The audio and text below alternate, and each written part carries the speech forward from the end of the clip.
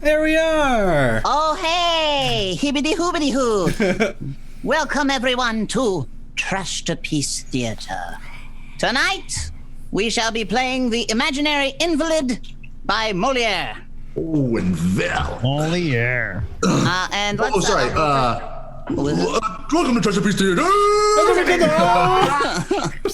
My man. So let's run down the cast list real quick. And I'm going to butcher every single one of these names because they're all French. So Argon will be played by Chunk. Guys. Beline will be played by Diva. Angelique will also be played by Diva. Louison will be played by Ryan. Beralde will be played by yours truly. Cleante will be played by Justin. It's Mr. Cleant. Pergon will... I'm sorry? Cleant? Yeah. All right. Klingon. Got it. Klingon. Mr. Pergon will be played by Ryan. Mr. Diaphoros will be played by Dino. It's Diaforce. gonna be rough, guys. His son Thomas will be played by Ryan. Mr. Florent will be played by Dino. Mr. De Bonnefoy will be played by Ryan. And Toinette will be played by Haley. Now, this could not be Trashterpiece Theater without your interactions, and here is what you can do. For $10, you can give any of us an accent. For $20, you can give all of us the same accent.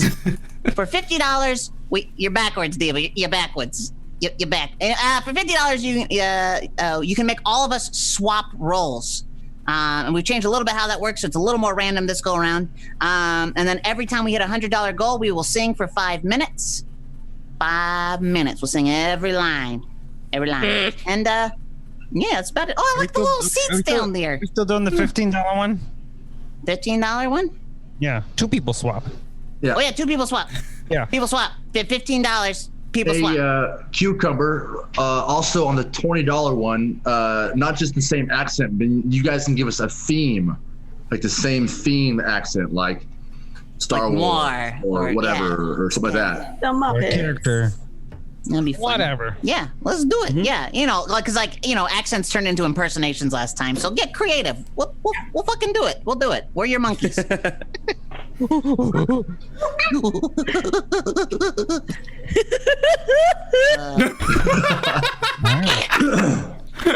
Okay. All right. So we're ready. All All right, Chunk, you're up. Hold on. Okay, while you're waiting here, I'll plug in. This is the last comedy written by Molière. He was very ill, nearly dying at the time he wrote it. It was first acted at the Palais Royal Theatre on February 10th, 1673, and Molière himself acted out the part of Argon. Did we drop the script into the chat so that people can follow along? I will do that right Thank now. you very much, because I'd like everybody to be able to follow along so they know when exactly they can screw with people. Yeah, let's give him a minute to pull that up. We're going to be starting with page 1. Perfect. Chunk, I'll read you in with the stage notes. Oh, thank you. Okay. Oh, so Benchwarmer, Arsenal, Roy to K. It's whoever's not in that scene. They'll be jumping in. So it's pretty much the same thing as last time. It's everybody swapping, but this time it's more specifically people who are not in that scene are swapping to give everybody more of a chance to play. Yeah. So 50 people swap, 50 everybody swaps. Yes. And for one person swap or 2 people swap, you get to choose who those people are. I'm saying more reverb. I don't know what that means. I wouldn't have some more. Have some more. Different place. Get it? I was reverbing your verb. Act 1. That's you. Scene 1. Argon, sitting at a table, adding up his apothecary's bill with counters. 2 and 3 make 5, and 5 make 10, and 10 make 20. Item on 24. On the 24th, a small, insinuative clister, preparative and gentle to soften, moisten, and refresh the bowels of Mr. Argon. What I like about Mr. Florent, my apothecary, is that my bills are always civil. The bowels of Mr. Argon. All the same, Mr. Florent, it is not enough to be civil. You must also be reasonable and not plunder sick people. 34 cleister, 30 sous for a cleister. I've already told you with all due respect. to you that elsewhere you have only charged me 20 sous. And 20 sous in the language of apothecaries means only 10 sous. Here they are, these 10 sous. Item on said day, a good detergent clyster compounded of double catholicon rhubarb, honey of roses, and other ingredients according to the prescription. To scour, work, and clean out the valves of Mr. Argan, 30 sons. With your leave, 10 sous. With your leave, 10 sous. Item on said day in the evening, a julep, hepatic, soporiferous, somniferous, intended to promote the sleep of Mr. Argan, 35 sous. I do not complain that, for it made me sweet. I do not complain of that, for it made me sleep very well. 10, 15, 16, and 17 sous, 6 deniers. Item on the 25th, a good purgative and corroborative mixture composed of fresh cassia with Levantine senna and other ingredients according to the prescription of Mr. Purgan to expel Mr. Argan's vial. 4 francs. You're joking, Mr. Florent. You must learn to be reasonable with your patients. Mr. Purgan never ordered you to put 4 francs. Tut. Put 3 francs if you please. 20, 30 sous. Item on set day, a dose of vanadine and astringent to make Mr. Argan sleep 30 sous. To make Mr. Argan sleep, 30 sous. 10 sous, Mr. Florent. Item on the 26th, a discriminative clyster to cure the flatulence of Mr. Argan, 30 sous. Item on clyster repeated in the evening as above, 30 sous. 10 sous, Mr. Florent. Item on the 27th, good mixture composed of for the purpose of driving out the bad humors of Mr. Argan, 3 francs. Good. 20 and 30 sous. I am glad that you are reasonable. Item on the 28th, a dose of clarified edulcorated whey to soften and lenify temper and refresh the blood of Mr. Argan, 20 sous. Good. 10 sous. Item, a potion of cordial preservative composed of 12 grains of bezoar, syrup of citrons and pomegranates, and other ingredients according to the prescription. 5 francs. Mr. Florent, gently, if you please, if you go on like that. And we have a donation of $10. Thank you, Arsenal Roy 2K. And for you, Chunk, we have Pippi Le Pew. Oh, jeez. And this is for 5 lines. Mm-hmm. Someone give me a Pepe Le Pew real quick. Oui. My baby. Yeah. Mr. Florent, if you please. Get up. Now who's Timmy? If you go on like that, no one will wish you to be unwell. Be satisfied with your 4 francs, 24 40 sous, 22 and 23 and 22 are 5, and 5 are 10, and 10 are 20. 63 francs, 4 sous and deniers. So that during this month I have taken 1, 2, 3, 4, 6, 7, 8 mixtures, and 1, 2, 3, 5, 6, 7, 8, 9, 10, 11, 12 clysters. In last month, there have been 12 mixtures and 20 clysters. I am not astonished before. I am not so well this month as last. I shall speak to Mr. Purgan about it, so he may set the matter right. Come, and let this all be taken away. They make it. This counts as 1. This is still 1. You keep going. No, he's done. I'm counting.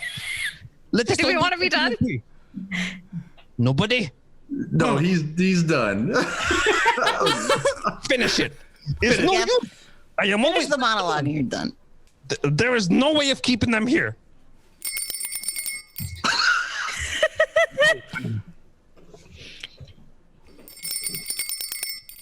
Toinette?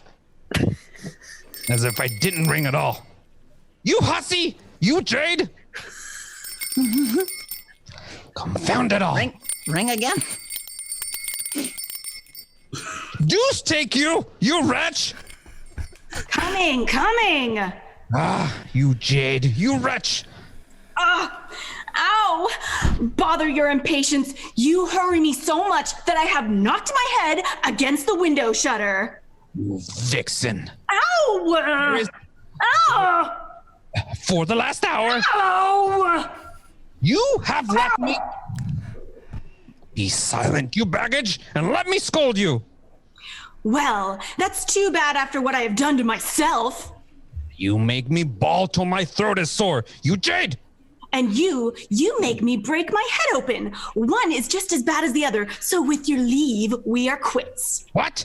You hussy. If you go on scolding me, I shall cry.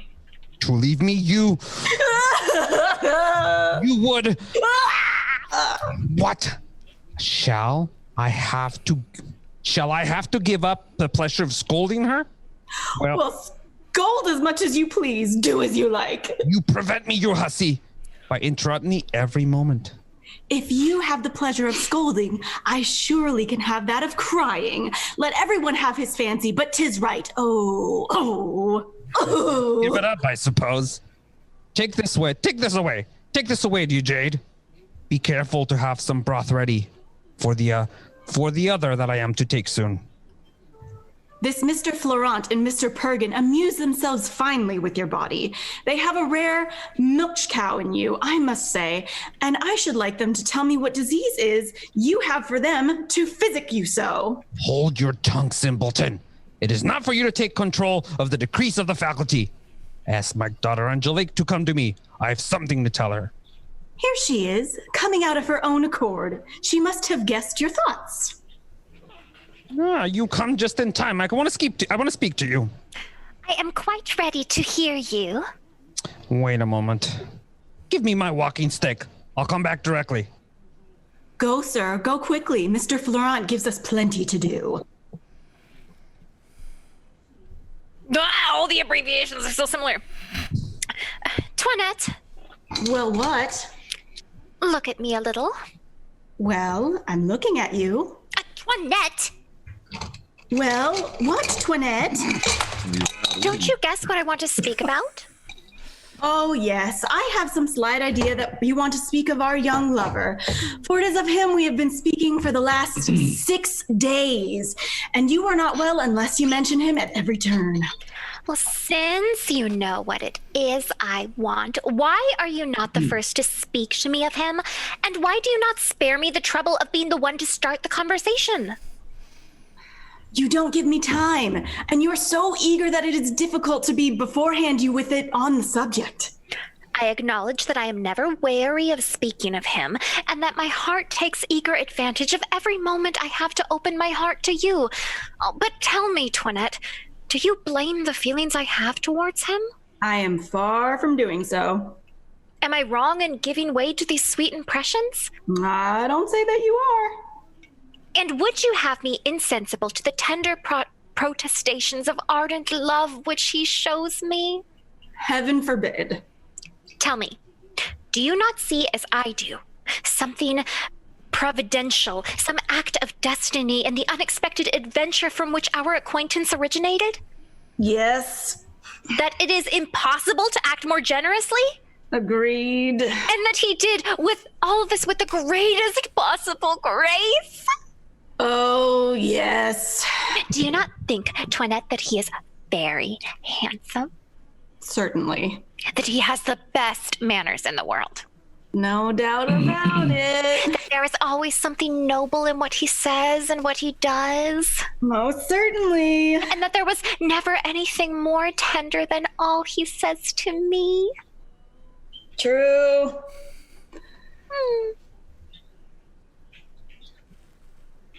Argon. No, it's actually Angelique's line. Not in the Oh, scene. whoops. Oh, yeah, that's the one that was missed. The typo. Oh, my heavens.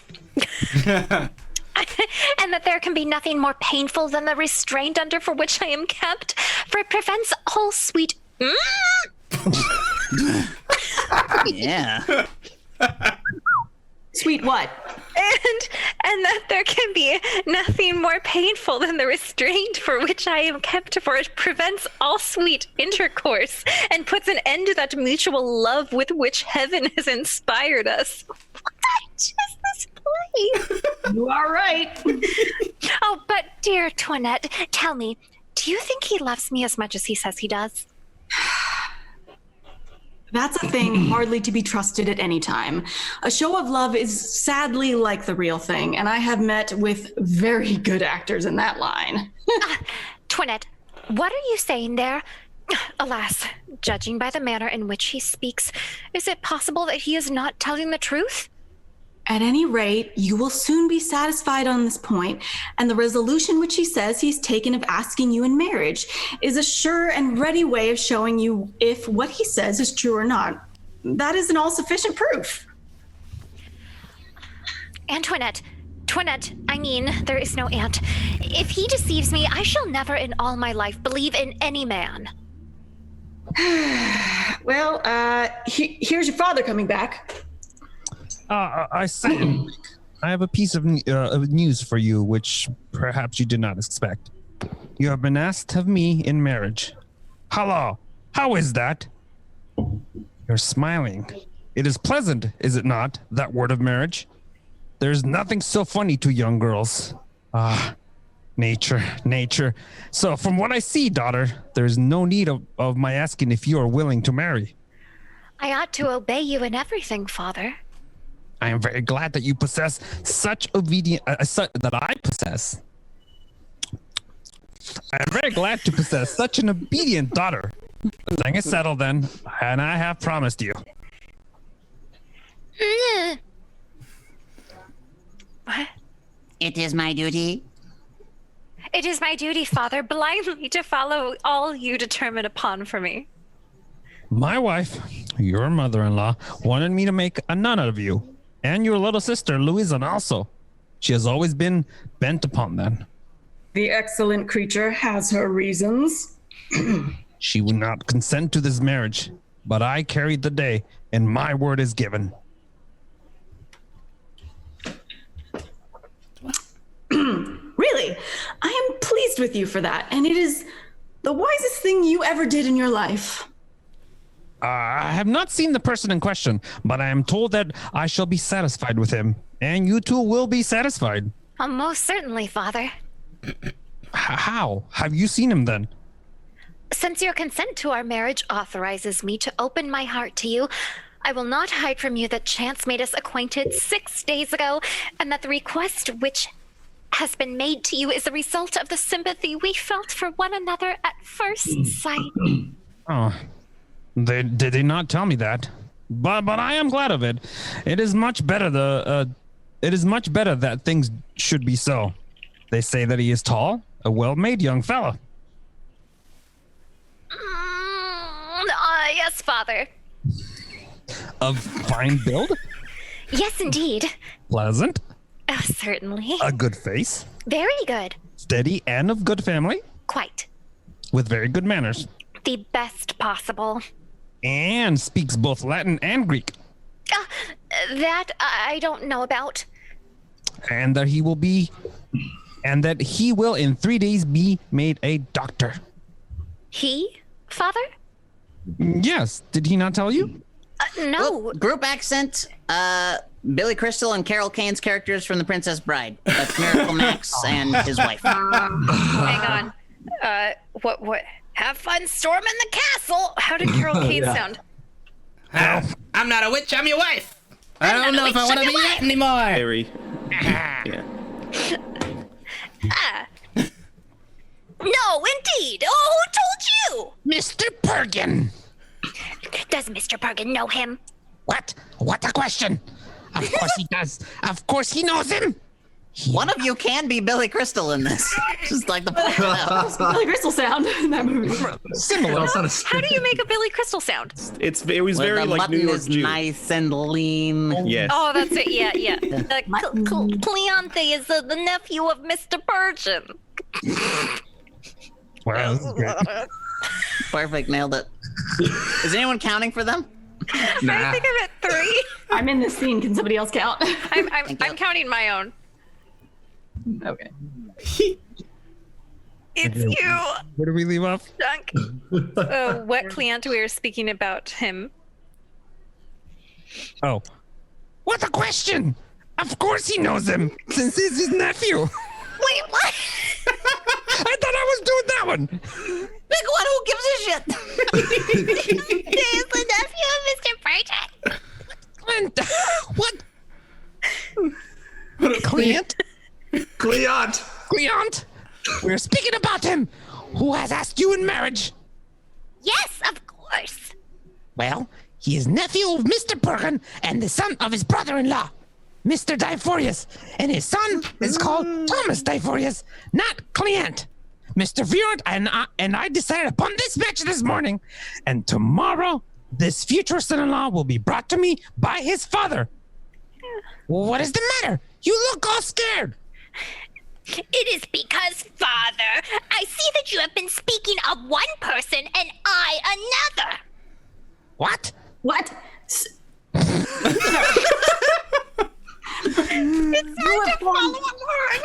You have formed such a queer project as that, and with all wealth you possess, you would want your daughter to marry a doctor? What business is this of yours, you impudent jade? Gently, gently. You always begin by abuse. Can we not reason together without getting into a rage? Come, let us speak quietly. What reason have you, if you please, for such a marriage? My reason is that seeing myself infirm and sick, I wish to have a son-in-law and relatives who are doctors. And in order to secure their kind assistance in my illness, I have in my family the fountainhead of those remedies which are necessary to me, and to be within reach of consultations and prescriptions. Very well. At least that is giving a reason, and there is a certain pleasure in answering one another calmly. But now, sir, on your conscience, do you really truly believe that you are ill? Believe I am ill? You jade. Believe that I am ill, you impotent hussy. Very well then, sir. You are ill.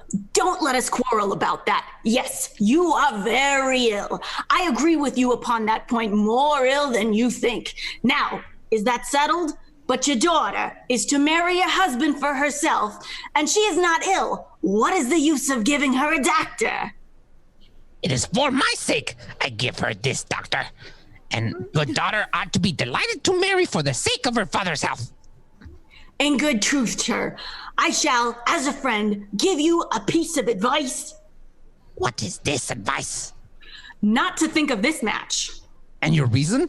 The reason is that your daughter will never consent to it. My daughter will never consent of it? No. My daughter. Also, thank you for gifting those subs. Thank you. Your daughter, she will tell you that she has no need of Mr. Diaforas, nor his son, Mr. Thomas Diaforas, nor all the Diaforases in the world. But I have need of them. Besides, the match is more advantageous than you think. Mr. Diforius has only this son for his heir. And moreover, Mr. Pergon, who has neither wife or child, gives all he has in favor of this marriage. And Mr. Pergon is a man worth 8,000 francs a year. Mm-hmm. What a lot of people he must have killed to have become so rich. 8,000 francs is something, without counting the property of his father. That is very well, sir, but all the same, I advise you, between ourselves, to choose another husband for her. She is not of one to become a Mrs. Diaphorius. But I will have it so. Nonsense. Don't speak like that. Don't speak like what? Why not? Dear me, no. Don't. Mm-mm. And why should I not speak that way? People will say that you don't know what you're talking about. People will say what they like, but I tell you that I will have her make my promise good. I feel sure that she won't. Then I will force her to. She will not do it, I tell you. She will, or I will shut her up, or I'll shut her up in a convent. You? Aye. Good. How good? You will not shut her up in a covenant. I shall not shut her up in a convent? No. No? No. Well, this is cool. I shall not put my daughter in a convent if I like. Nah, I tell you. Mm-mm. And who will hinder me? You, yourself. Myself? You will never have the heart to do it. I shall. You're joking. I'm not joking. Fatherly love will hinder you. It will not hinder me. A little tear or two, her arms thrown around your neck, or my darling little papa said very tenderly will be enough to touch your heart. Yeah, all that will be useless. Mm-hmm. Oh, yes. I'll tell you that nothing will move me. Rubbish. You have no business to say rubbish. I know you well enough. You are naturally kind-hearted. I am not naturally kind-hearted. I am ill-natured when I like. Gently, sir, you forget that you are ill. I command her to prepare herself to take the husband I fixed upon. And I decidedly forbid her to do anything of the kind. Uh-oh. What have we come to?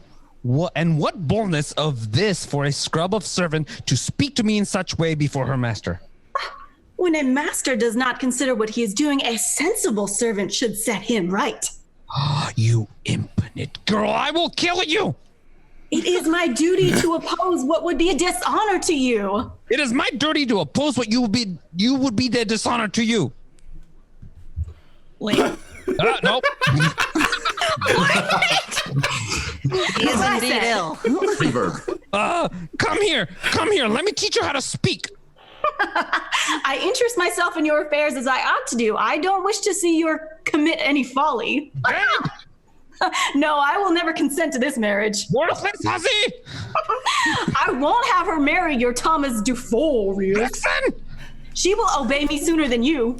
Angelique, won't you stop that jade for me? Father, don't make yourself ill. If you don't stop her, I will refuse my blessing. And I will disinherit her if she obeys you. I am done for. It is enough to kill me.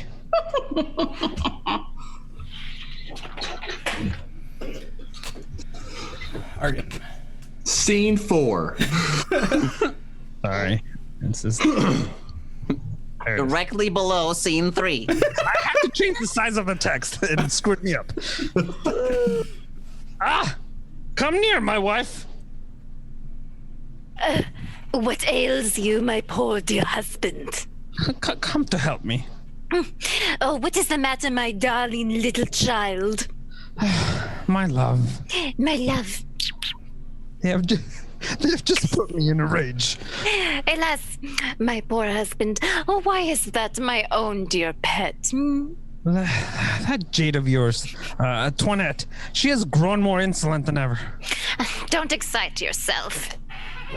She has put me in a rage, my dove. Gently, my child. She has been thwarting me for the last hour about everything I want to do. There, never mind.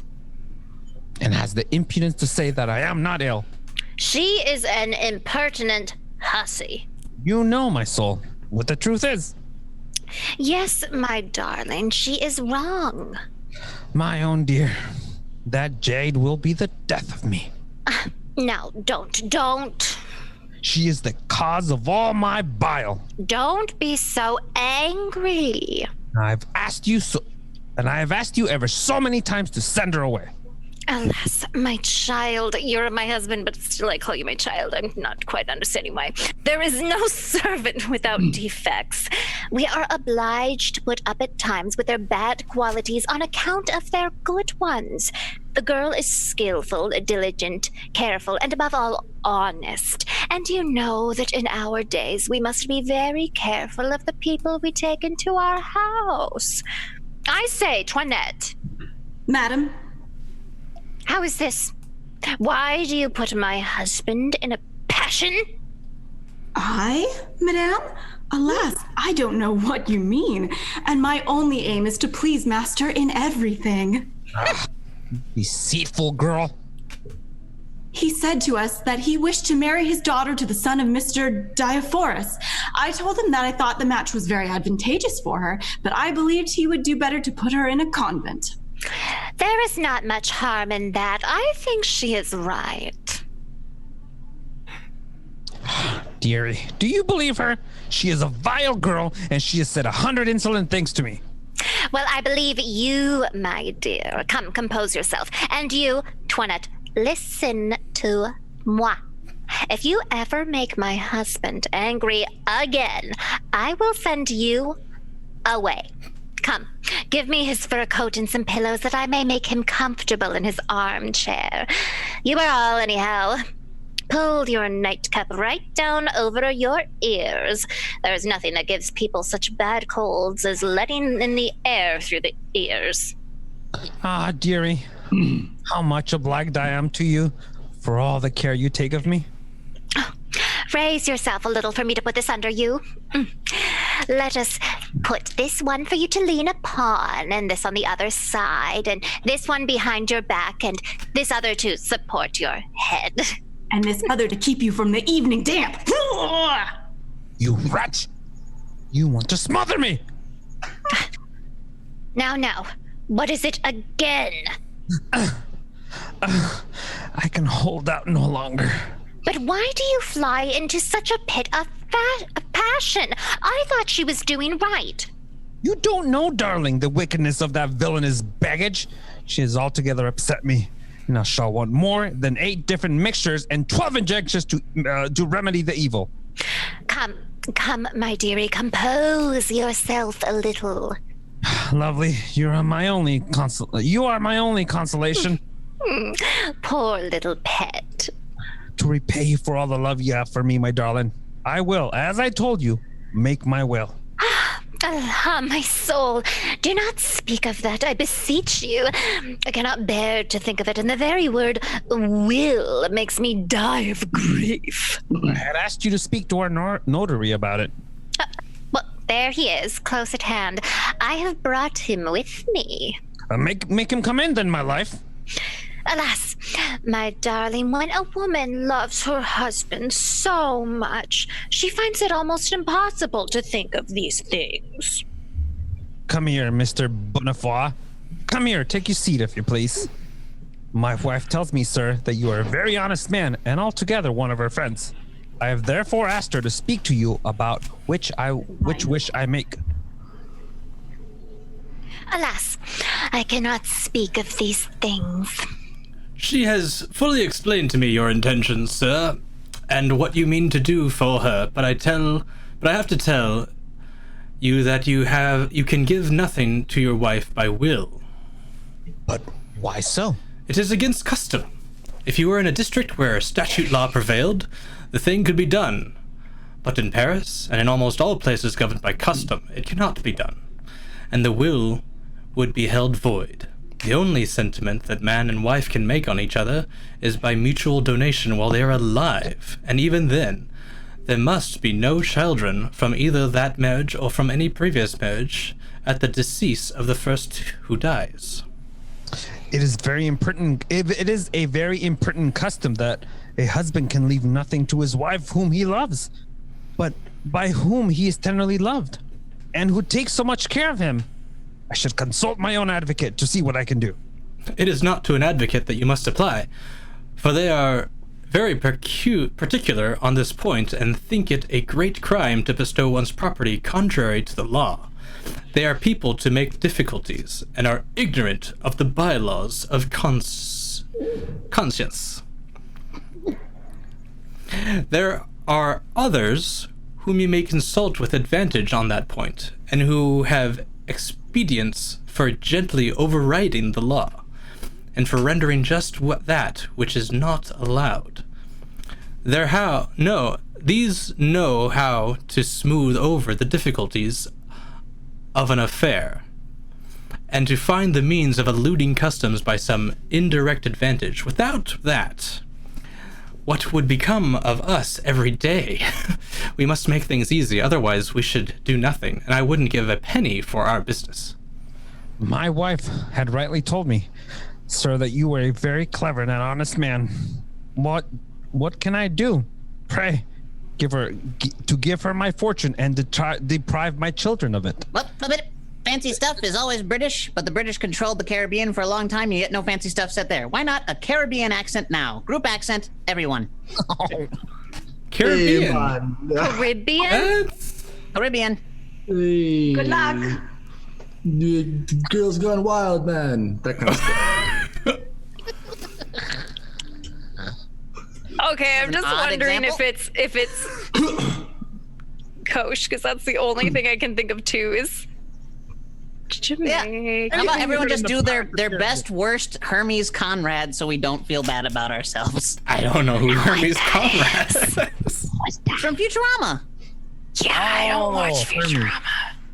Oh, You're wrong. You should. Got it. I know who Fry is and Squidward. Yeah, watch the show. Wait.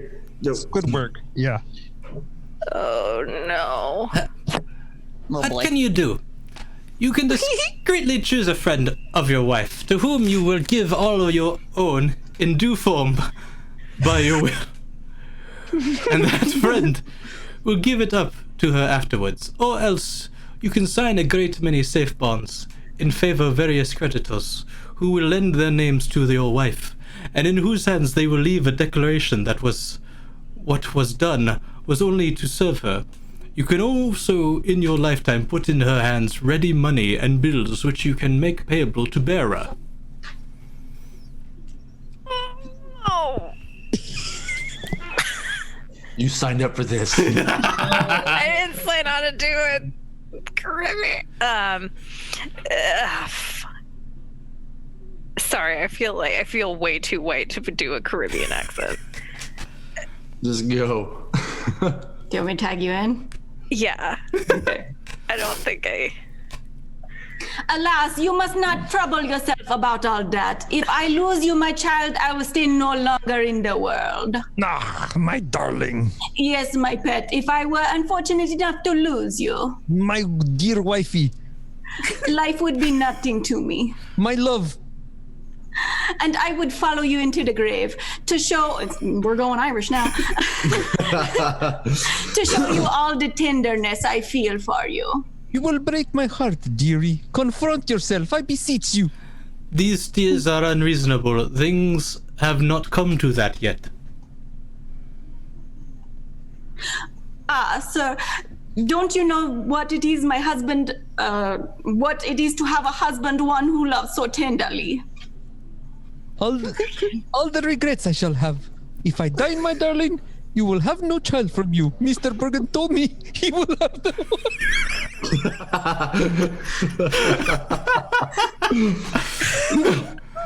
That may come still. You're good, Ryan. All right. That was a good I one. think, Chunk, I think you're good too. I'll count for you. No, I'm good too, yeah. I agree. I like that after all this, the examples in the chat now for Jack Sparrow, that would have counted. I guess you could have taken any pirate. Yeah. Oh, see. She went Tiadama on that one. That was great. Yeah, I don't think of. The end of the earth and beyond. Yeah, no, that was The good. end. Well done, Haley. Nice. I must make my will, dearie, according to what this gentleman advises. But out of precaution, I will give you 20,000 francs in gold, which I will have in the wainscoting of the recesses of my room, and 2 bills payable to the bearer, which are due to me, one from Mr. Damon and one from Mr. Gerant. No, I will have nothing to do with all of that. How much do you say there is in the recess? 20,000 francs, darling. Do not speak to me of your money, I beseech you. How much are the 2 bills for? One, my love, is 4,000 francs, and the other 6,000. Sorry, I lost my place. All the wealth in the world, my soul, is nothing to me compared to you. Shall I drop the will? Yes, sir, but we shall be more comfortable in my own little study. Help me, my love. Yeah, come, my poor dear child. Will you type it too? Yes. Toi? They are shut up in the notary, and I heard something about a will. Your mother-in-law doesn't go to sleep. It is no doubt some conspiracy of hers against your interest to which she is you're urging your father. Let him dispose of this money as he likes, as long as he doesn't. Are you the daughter now? As long as Arg, he does. arg, not It's not you. Okay. Oh, sorry. Yeah. You're like, yeah, whatever. That's exactly what you're doing. Like, I'll just keep going. He's in it. Just let him do it. Oh, someone asked if this is before or after World War II. This is in the 1600s. Way Oh, before before. World War II. way. Barely before. Yeah. Don't quote me there.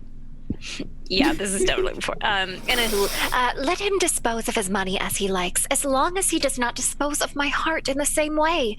You see, Toinette, to what violence it is subjected. Do not forsake me, I beseech you, in this my extremity. I'd forsake you. I had rather die. In vain does your stepmother try to take me into her confidence and make me espouse her interests. I could never like her. And I have always been on your side. Trust me, I will do everything to serve you. But in order to serve you more effectually, I shall change my tactics, hide my wish to help you, and affect to enter into the feelings of your father and your stepmother. Try, I beseech you, to let Cleant Cleante. know about the marriage they have decided upon. I have nobody to employ for that duty, but, the old usherer, Punchinello, my lover. It will cost me a few honeyed words, which I am most willing to spend for you. Today's too late for that, but tomorrow morning, early, I'll send for him, and he will be delighted to, Dun, dun, dun. Toinette? I'm called away. Good night. Trust me. First interlude.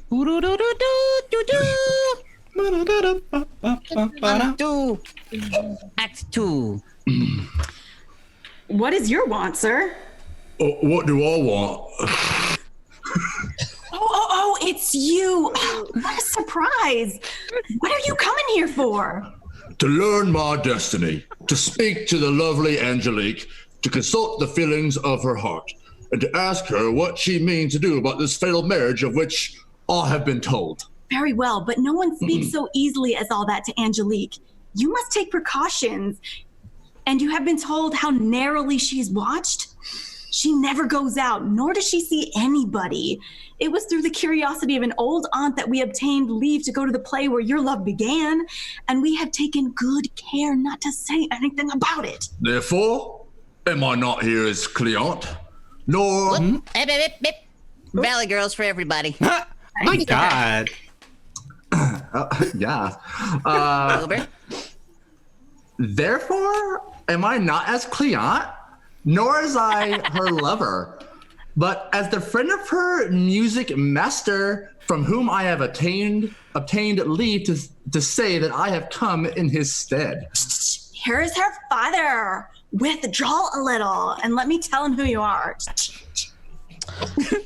Mr. Pergin told me that I was to walk 12 times to and fro in my room every morning, but I forgot to ask him whether it should be lengthways or across.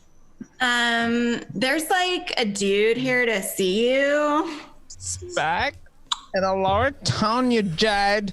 You split my head open, and you forget we should never speak too loud to sick people. I wanted to tell you, dude, that there's, Speak low, I tell ya.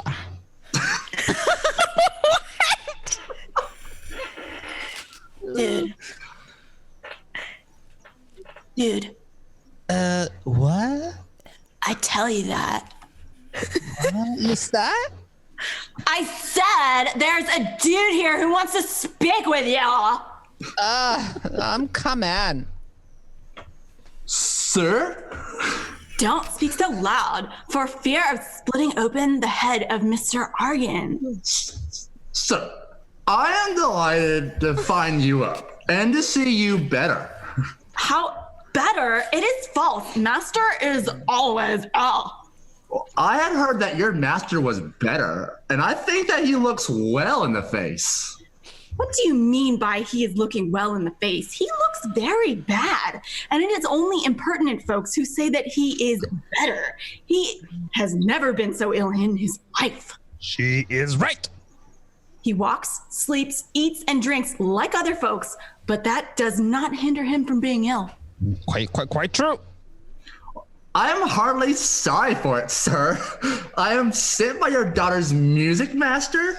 He was obliged to go into the country for a few days, and I am his intimate friend.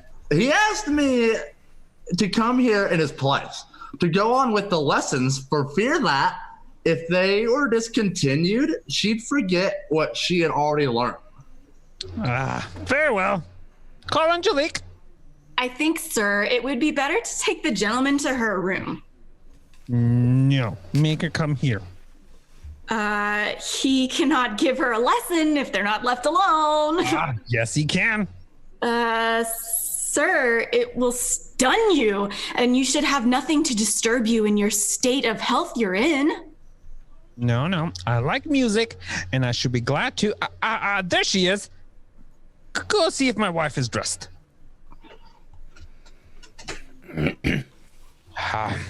Come, my daughter. Your music master has gone into the country, and here is a person to who he sends instead to give you a lesson. Oh, heavens. Well, what's the matter? Why the surprise? It is... What can disturb you in this matter? It is a strange coincidence. How so? I dreamt last night that I was in the greatest trouble imaginable, and that someone exactly like this gentleman came to me. I asked him to help me, and presently he saved me from the great trouble I was in. My surprise was very great to meet unexpectedly, on my coming here, him of whom I had been dreaming all night. It is no small happiness to occupy your thoughts, whether sleeping or waking. And my delight will be great indeed if you are in any trouble out of which you would think me worthy of delivering you. There is nothing that I would not do for... Indeed, sir. I am of your opinion now, and I unsay all that I said yesterday. Here are Mr. Defarius the father and Mr. Defarius... Chunk is now Trump. Oh! God, we're baldy. Just make sure you say Gina right. Oh, God! Oh, that's gonna be terrible. I can't, but yeah, I will. how well provided with a son-in-law you will be. You will see the best-made young fellow in the world and the most intellectual. He said but 2 words to me. It is true, but I was struck with them, and your daughter will be so delighted with him. Come on, Chunk. You got this. It's not going to sound anything like anything. Do not go, sir. I am about, as you see, to marry my daughter. And if they have just brought her future husband, who he has not seen yet. You do me great honor, sir, in wishing me to be witness of such a pleasant interview. He is the son of a clever doctor, and the marriage will take place in 4 days. Indeed. Please inform her music master of it, that he may be at the wedding. I will not fail to do so. And I invite you also. Oh, you do me too much honor. Come, make room. That's not even you. Just want to get rid of his lines. Come, make room. Here they are. Mr. Pergin, that's not it. Mr. Pergin has forbidden me to uncover my head. You belong to the profession, and you know what would the consequence... What? And you know what the consequence if I did so. We are bound in all our visits to bring relief to invalids, not to injure them. Am I done? Yes. I receive, sir. We come, sir. With great joy. My son Thomas and myself. Oh, not Pause. Pause. Boop, boop. A bunch of skexies? Okay. Speak my language. I don't know what that means. What is that? Those are the They're bird from the people Dark from the Dark Crystal. What do they sound like? All right, we'll look it up. Where did we leave? Do you want to start from I receive, sir, Chunk? Yeah. I receive. We come here, sir, with great joy. my son Thomas and myself. The honor you do. Declare you, sir. And I wish It's the delight we are in. I could give you the favor you do us. I do assure So kindly in meeting us. But you know, sir. Honor, sir. Our alliance. Who can only And assure you here that in all that depends on our knowledge, every opportunity, as well as in any other way, you, sir, that we shall ever be ready, sir. We shall reveal. Now, Thomas, come forward and pay your respects. I not to begin with the father? Yes. Sir, I have come to salute, acknowledge, cherish, and receive you in a second father. But a second father to whom I owe more. I make bold to say than to the first. The first gave birth, but you have chosen me. I received me by necessity, but you have accepted me by choice. What I have from him is of the body, corporal. What I hold from you is of the will, voluntary. And in so much, the more as the mental faculties are above the corporal, in so much, the more do I hold precious this future affiliation, for which I come beforehand. Today I to render you my most humble and most respectful homage.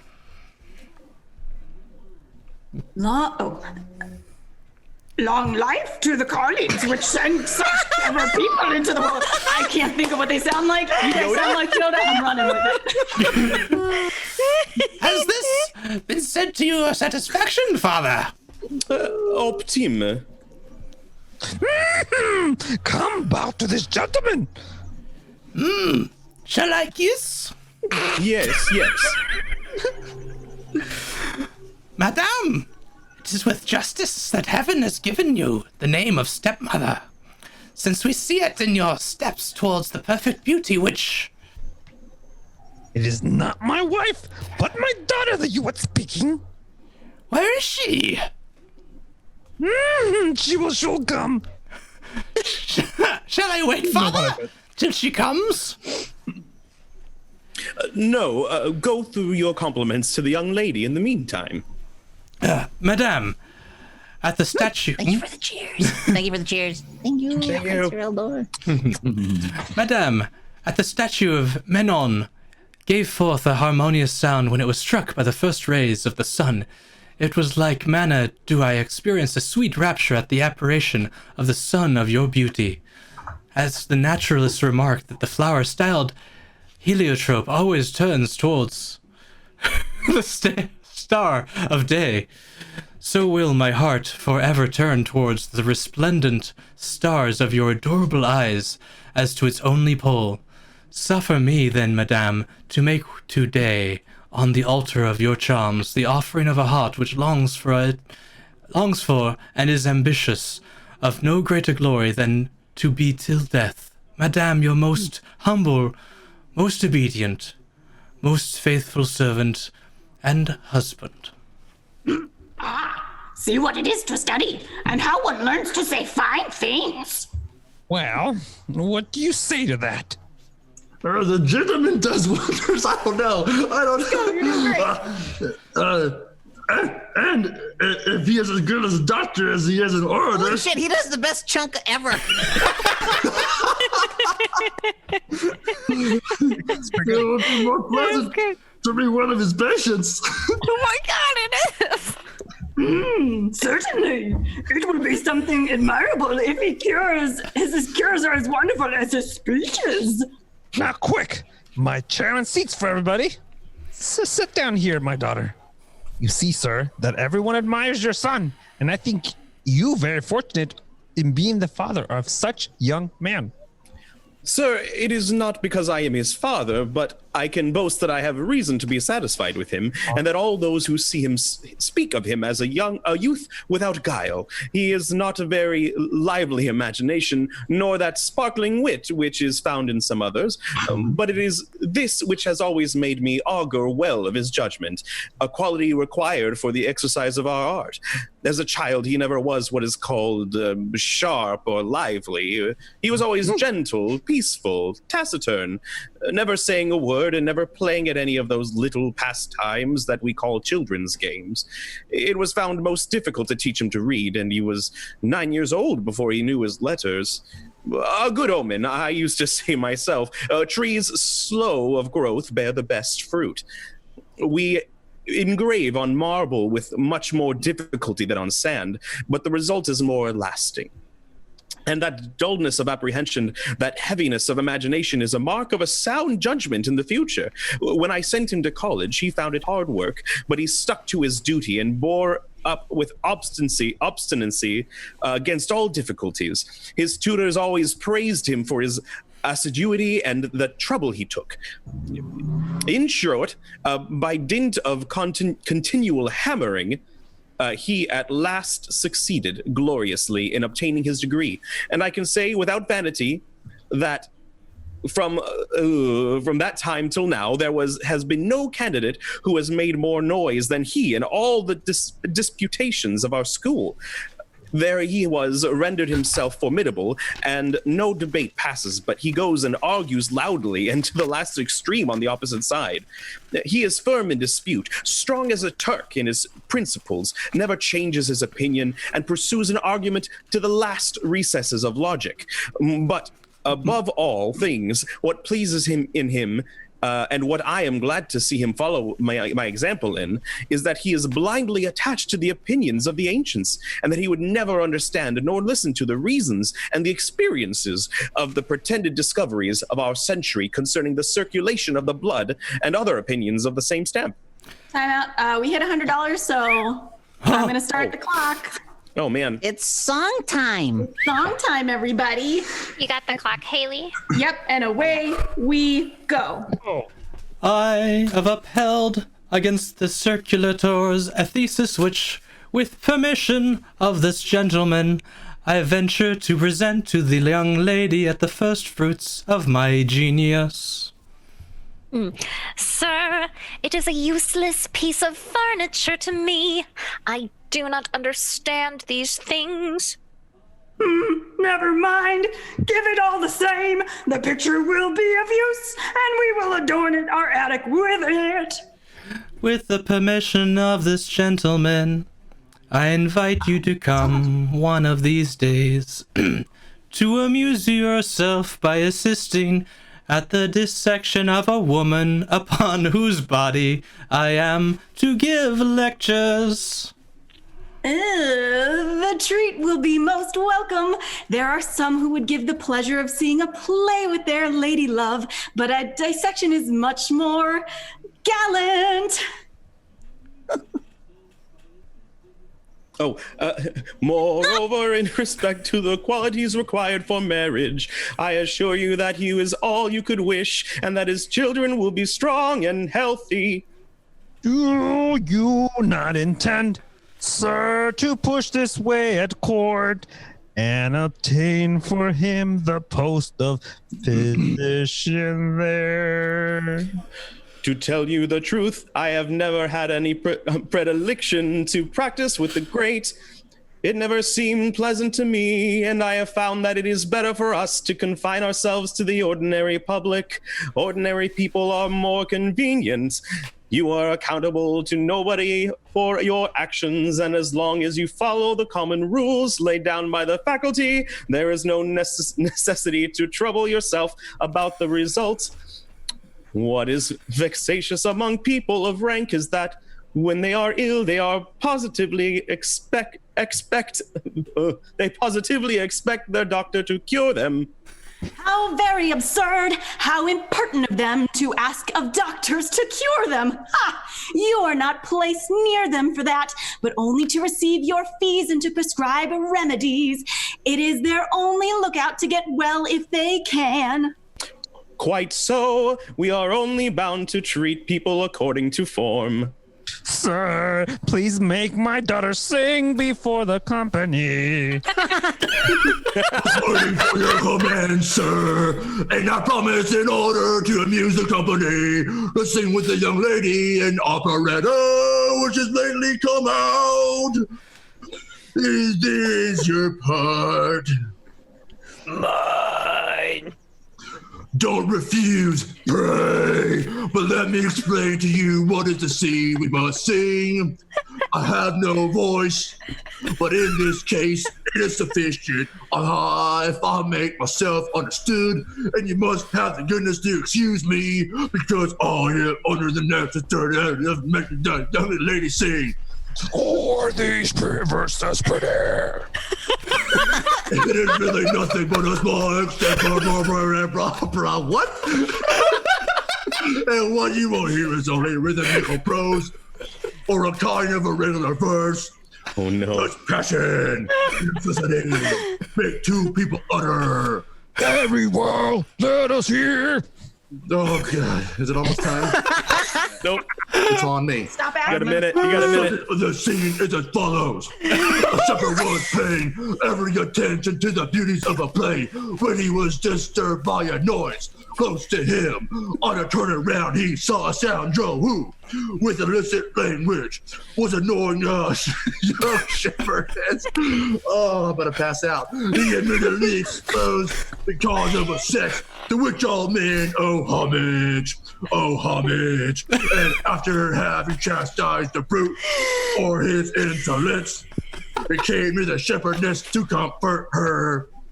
He sees a young girl with the most beautiful eyes he has ever beheld, who is shedding tears which he thinks the most precious in the world. Alas,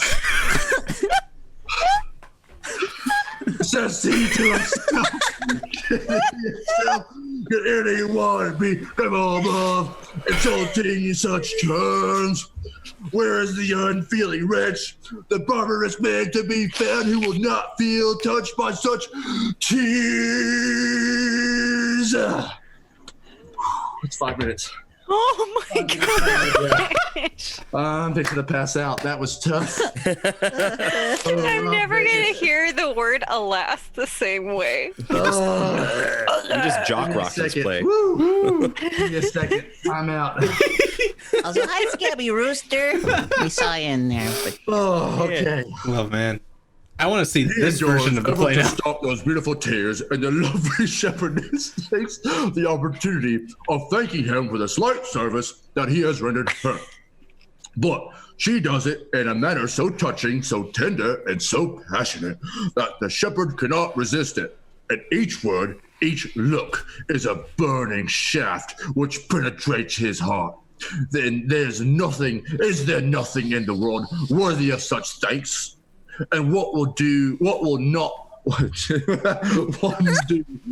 service and what danger will not be delighted to run to attract upon oneself, even for a moment, the touching sweetness of a grateful heart. The whole play was acted without his paying any more attention to it, yet he complains that it was too short, since the end separates him from his lovely shepherdess. From that moment, from the first sight, he carries away with him a love which has the strength of passion of many years. He now feels all the pangs of absence and is tormented and no longer seeing what he beheld for so short a time. He tries every means to meet again with a sight so dear to him, and the remembrance of which pursues him day and night. But the great watch which is kept over his shepherdess derives him of all the power of doing so. The violence of his passion urges him to ask in marriage the adorable beauty with whom he can no longer live, and he obtains from her the permission of doing so by means of a note that he has succeeded in sending her. But he is told in the meantime that the father of whom he loves has decided upon marrying her to another, and that everything he's been got ready to celebrate the wedding. Judge, what a cruel wound for the heart of that poor shepherd. Behold, celebrate the wedding. Judge, what a cruel wound for the heart of that poor shepherd. Behold him suffering from this mortal blow. He cannot bear the dreadful idea of seeing her he loves in the arms of another. And in his despair, he finds the means of introducing himself into the house of his shepherdess in order to learn her feelings and to hear from her the fate he must expect. There he sees everything ready for what he fears. He sees the unworthy rival from the caprice of a father opposes to the tenderness of love. He sees the ridiculous rival triumphant near the lovely shepherdess as if already assured of his conquest. Such a sight fills him with a wrath he can hardly master. He looks despairingly at her from whom he adores, but the respect he has for her has the presence of her father prevent him from speaking except with his eyes. At last, he breaks through all restraint, and the greatness of his love forces him to speak as follows. I'm almost fucking singing again. The sharp pain you bid me bear. Break this stern silence, tell me what to fear. Disclose your thoughts and bid them open lie, to tell me if I live or die. The marriage preparations sadden me, overwhelmed with sorrow. My eyes lift to the heaven. I strive to pray, then gaze on you and sigh. No more, I say. Tisus, who fain would woo, tell him, Phyllis, it is true. Is he so blessed by your sweet grace, as in your heart to find a place? I may not hide it in this dire extreme. Trisus, I owe you for my love. No blessed words, am I indeed so blessed? Repeat them, Phyllis, set my doubts at rest. I lost my place. Really now? I love you, Tersus. I love you, Tersus. Phyllis, once again. I love you, Tersus. Alas, I fain 100 times would hearken to that strain. I love you, Tersus, I love you. Ye gods and gods who, from your eternal seat, behold the world of men beneath your feet, can you possess a happiness more sweet? My Phyllis, one dark haunting fear of peaceful joy disturbs unsought, a rival may my homage share. But worse than death is such a thought. Its presence equal torment is to both, and mars my bliss. Your father to his vow would subject you. Welcome death before I prove untrue. And what does the father say to all that? Nothing. Then that father is a fool to put up with those silly things without saying a word. Ah, my love. No, that will do. Something like that is in very bad taste. The shepherd Trisus is an impotent fellow, and the shepherdless Phyllis is an impudent girl. To speak in that way is an impudent girl to speak that way in the presence of her father. Show me that paper. There are words that you have just sung. This is only the music.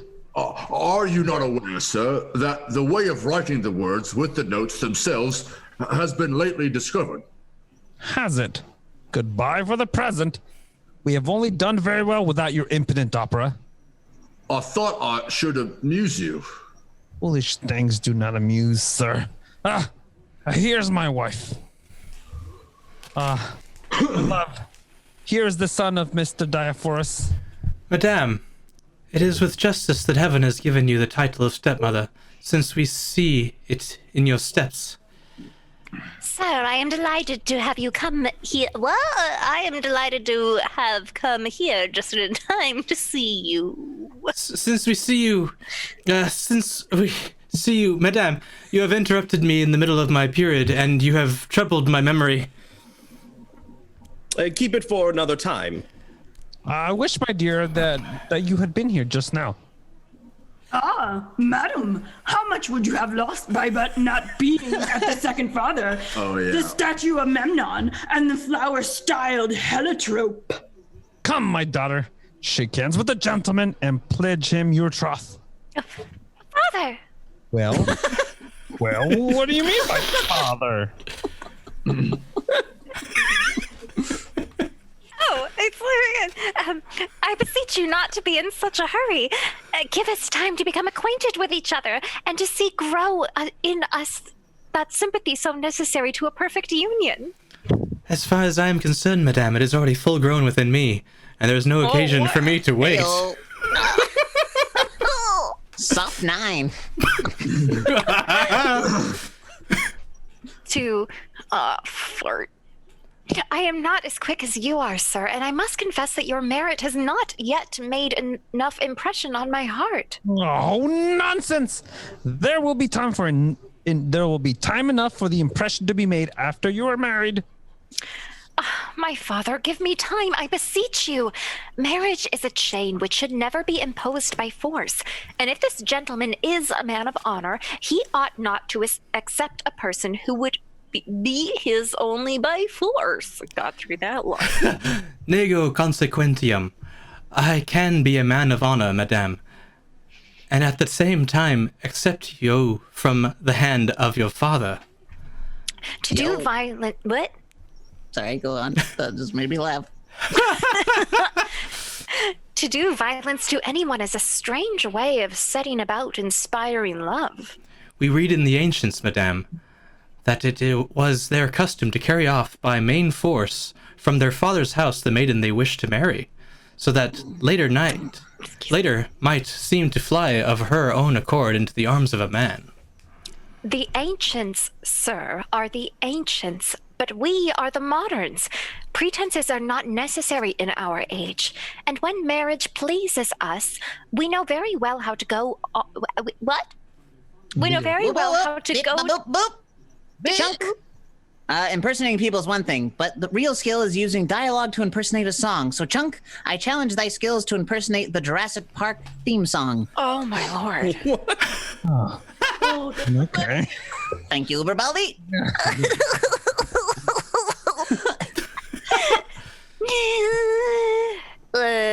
You may proceed.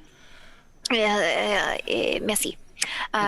We know very well how to go to it without being dragged by force. Have a little patience. If you love me, sir, you ought to wish what I wish. You ought to do what I wish. Certainly, Madame, but without prejudice to the interest of my love. But the greatest mark of love is to submit to the will of her who is loved. Madame, in what does not regard the passion of her conciedo, but in what regards it nego? It is vain for you to argue. This gentleman is brand new from college, and he will be more than a match for you. Why resist and refuse the glory of belonging to the faculty? She may have some other inclination in her head.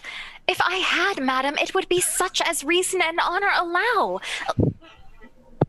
Hey, day. No. Hey, day. It's not you. Yes, it is. No, it Oh, is. sorry. Who's yelling at me? For you, Chuck. Hey, day. I'm acting pleasant part here. Jurassic Park. Oh, Jurassic Park. Jurassic Park. If I were you, my child, I would not force her to marry. I know very well what I should do. I don't know what you mean, madam, and how kind you are to me, but it may be hoped that your advice may not be fortunate enough to be followed. That is because well brought up and good children like you scorn to be obedient to the will of their fathers. Obedience was... What? I was gonna say, I didn't realize this scene with yourself was as long as it was. I think I looked at the heading for a different scene. I was like, it's not bad. Let her go. She's got this. Obedience was all very well in former times. Oh, the duty of a daughter has its limits, madam, and neither reason nor law extend it to all things. Which means that your thoughts are in favor of marriage, but that you'll choose a husband for yourself. If my father will not give me a husband I like, at least I beseech him not to force me to marry one I can never love. Gentlemen, I beg your pardon for all of this.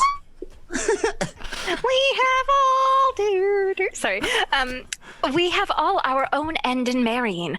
For my part, I only want a husband that I can love sincerely, as I intend to consecrate my whole life to him. I feel bound, I confess, to be cautious. There are some who marry simply to free themselves from the yoke of their parents and to be at liberty to do all they like. There are others, madam, who see in marriage only a matter of mere interest, and who marry only to get a settlement and to enrich themselves by the death of those they marry. They pass without scruple from husband to husband and with an eye to their possessions. Those, no doubt, madam, are not so difficult to satisfy and care little what the husband is like. You are very full of reason today. I wonder what you mean by this. Madam? What can I mean but what I say? You are such a simpleton, my dear, that one can hardly bear with you. You would like to extract from me some rude answer, but I warn you that you will not have the pleasure of doing so. Nothing can equal your impertinence. It is of no use, madam. You will not. And you have a ridiculous pride and impertinent presumption, which I can say correctly, which makes you the scorn of everybody. All this will be useless, madam. I shall be quiet in spite of you, and to take away from you all hope of succeeding in what you wish, I will withdraw from your presence. Woo! Nice. That was very warm. Yeah. Listen to me of two things. One, either you will marry this gentleman or you will go covenant. I give you 4 days. Don't be anxious. I will bring her to reason. I am sorry to leave you, my child, but I have some important business which calls me to town. I shall be back. Call, my darling, call upon the notary and tell him to be quick, you know that. Goodbye, my child. Goodbye, dearie. Can I just say how weird it is that she calls her husband her child? People say baby all the time. Yeah. It's fucking weirder to me. I feel like it's the Yeah, translation. weird. That's what I meant to say, weird. So weird. So weird. You're all good, Chunk. I'm good. Oh, thank God. How much this woman loves me. It is perfectly incredible. We shall now take our leave of you, sir. I beg you, sir, tell me how I am. Now, Thomas, take the other arm of the gentleman so that I may see whether you can form a right judgment on his pulse. Quid dicis? Dico, that the pulse of this gentleman is the pulse of a man who is not well. Good. That it is duris cuclius, not to say durus. Very well. Irregular. Bene. And even a little capricant. Optime. which speaks of an intemperance in the We're out of the Caribbean. in the splenetic parnge. Wow. That is to say, the spleen. Quite right.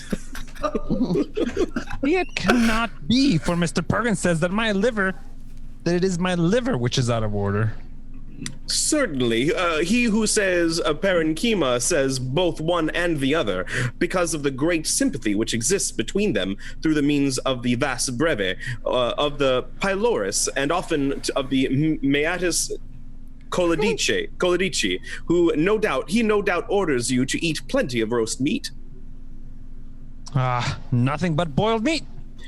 Yes, roast or boiled, it is all the same. He orders very wisely, and you could not have fallen into better hands. Sir, tell me how many grains of salt I ought to put on an egg. 6, 8, 10 by even numbers, just as in medicines by odd numbers. Yeah, goodbye, sir. Goodbye. I hope to soon have a pleasure of seeing you again. Before I go out, I must inform you of one thing you must be careful about.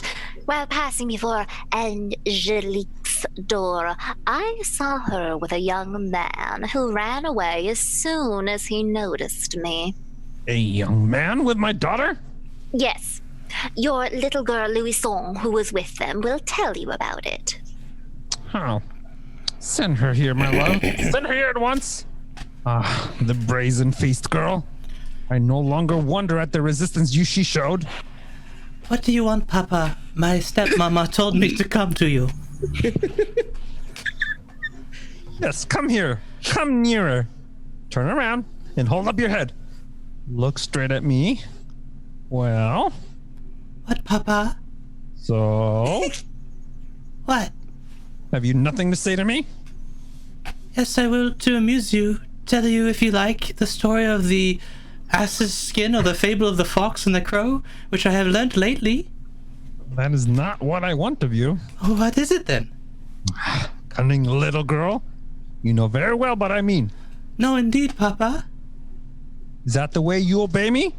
What, Papa? I have not asked you to tell me all at once all you see. Yes, Papa. Have you done so? Yes, Papa. I always come and tell you all I see. Have you seen nothing today? No, Papa. No? No, Papa. Get sure?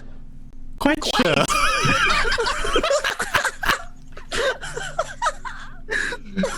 Stupid French. That was English. I know. I thought it was French. Quite sure? Quite sure. Indeed. I will make you see something soon. Papa! False little girl. You did not tell me what you saw. A man in your sister's room. Papa! Your falsehoods. My dear Papa, pray forgive me. My sister asked me not to say anything to you, but I will tell you everything. You must have a flogging for having a good told untruth. Then we see the rest. Forgive me, Papa, forgive me. No. No, Papa, please don't whip me. Yes, you shall be whipped. For pity's sake, don't whip me, Papa. Come. Papa, you have hurt me. I am dead. How now? What does this mean, Louison? Heaven, Louison, my child. Wretched father. My poor child is dead. What have I done? Villainous fool. A curse of the rod. On the rod. My poor child. My dear Louison. Come, dear Papa.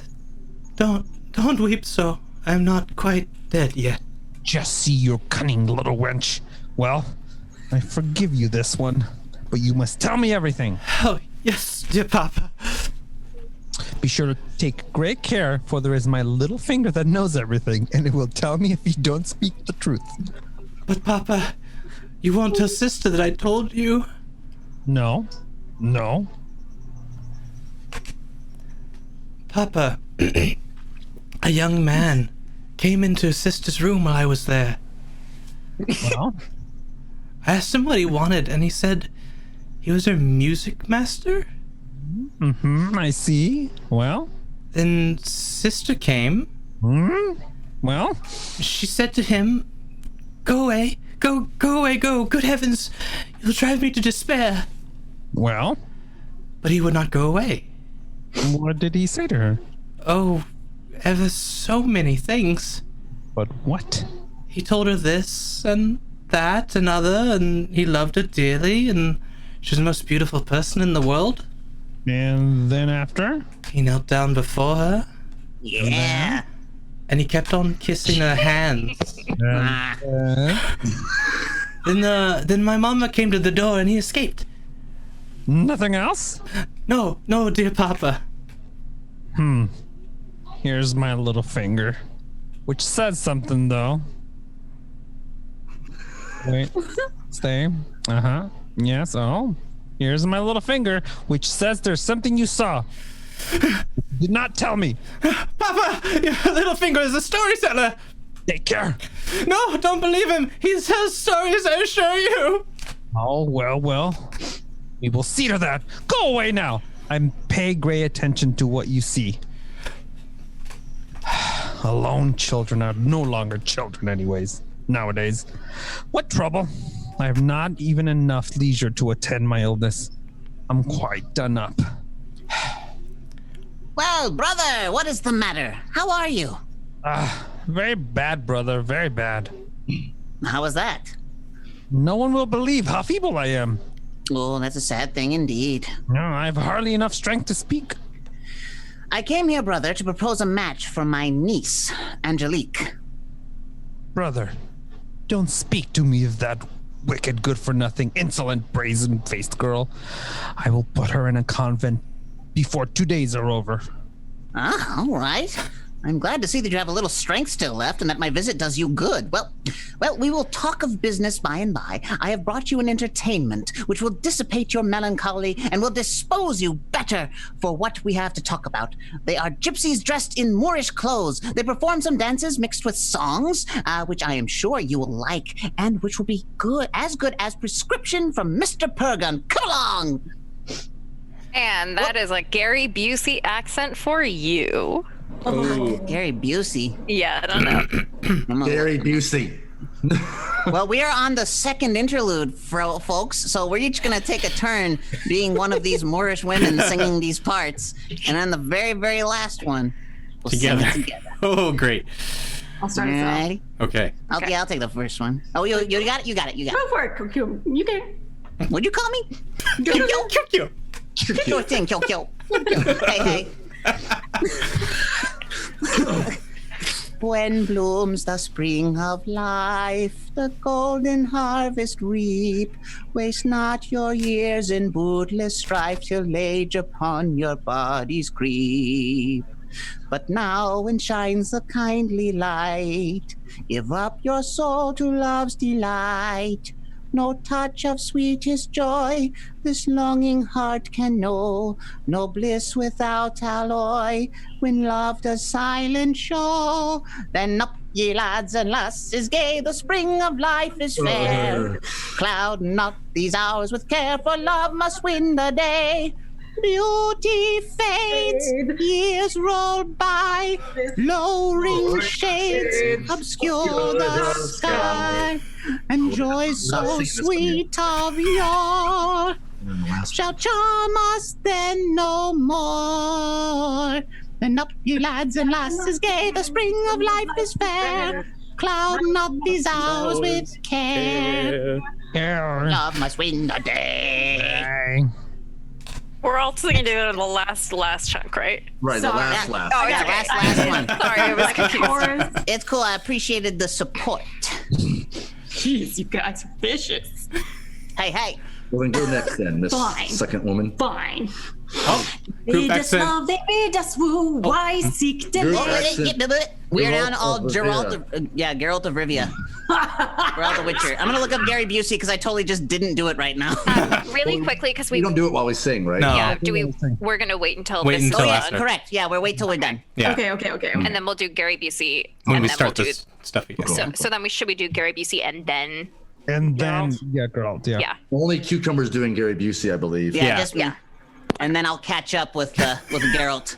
Okay, cool. Yeah. So we're just singing regularly still? Yeah. Yep. For the To second tender verse. sighs and kisses to in youth's fair day, our hearts are but too true. The sweetest charms has Cupid's bell no sooner felt. The ready heart had conquered self without yield him well. Ere yet the god had winged his dart, but yet the tale we often hear of tears and sorrow keen. To share in them I ween through sweet would make us fear. Love. To make a love for true, to love a love for true, and youth's kind day I trow is pleasant task now. But I think why you must rue if he inconstant show. The loss of love, a fostered me, my trifling grief would be. Yet this is for the keenest smart that had he stolen away her heart. What then shall we do? Whose hearts are so young?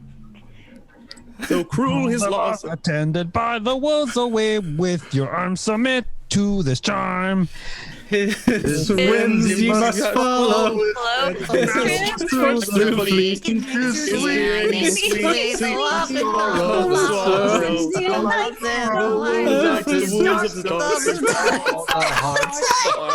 Hello. Charm the heart. Yeah. All right.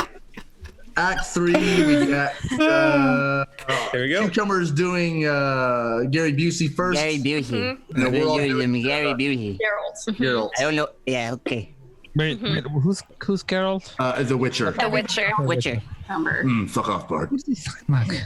Yeah, pretty much.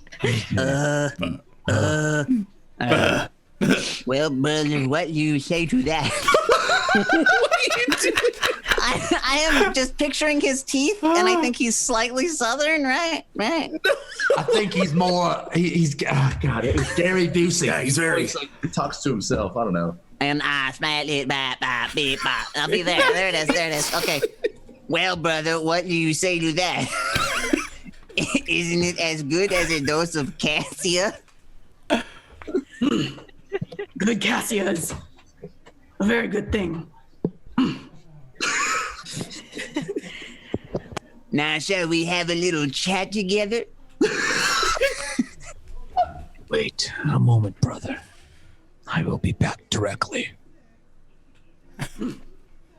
Here, you forget you cannot get about without your stick, fucker.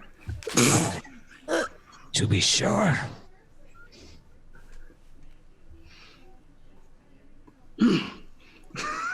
Pray, do not give up the interest of your niece. No, I shall do all in my power to forward her wishes.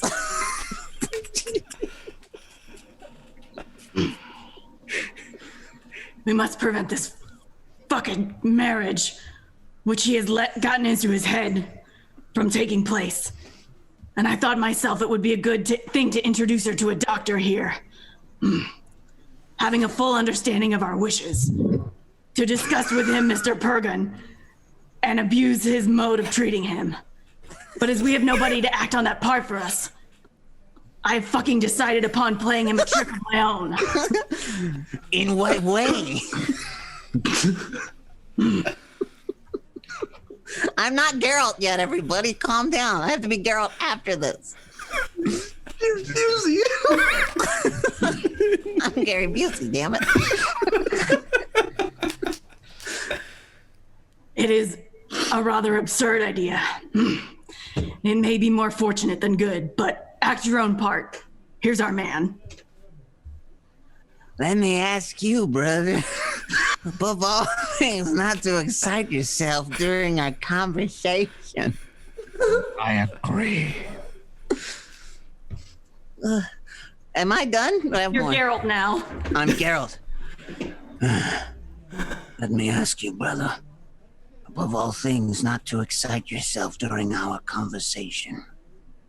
I agree. To answer without anger to anything I may mention. Fuck. Very well.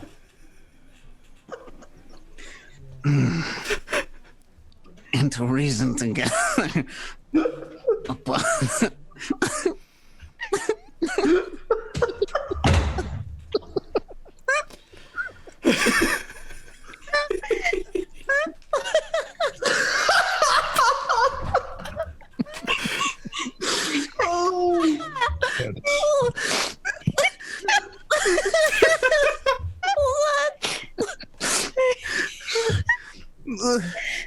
To answer without anger to anything I may mention. Very well.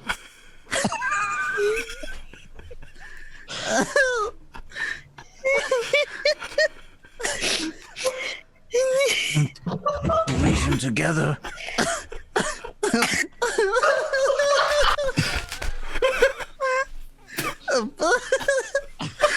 Business. I want to discuss with you without any irritation. Fuck. You're me. Yes. Fucking apple. How is it, brother, that with all the wealth you possess, and with only one daughter, for I do not count the little one, you speak of sending her to a convent? How is it, brother, that I am a master of my family, and all I can do, and that I can do, all think fit. Fit? Yes.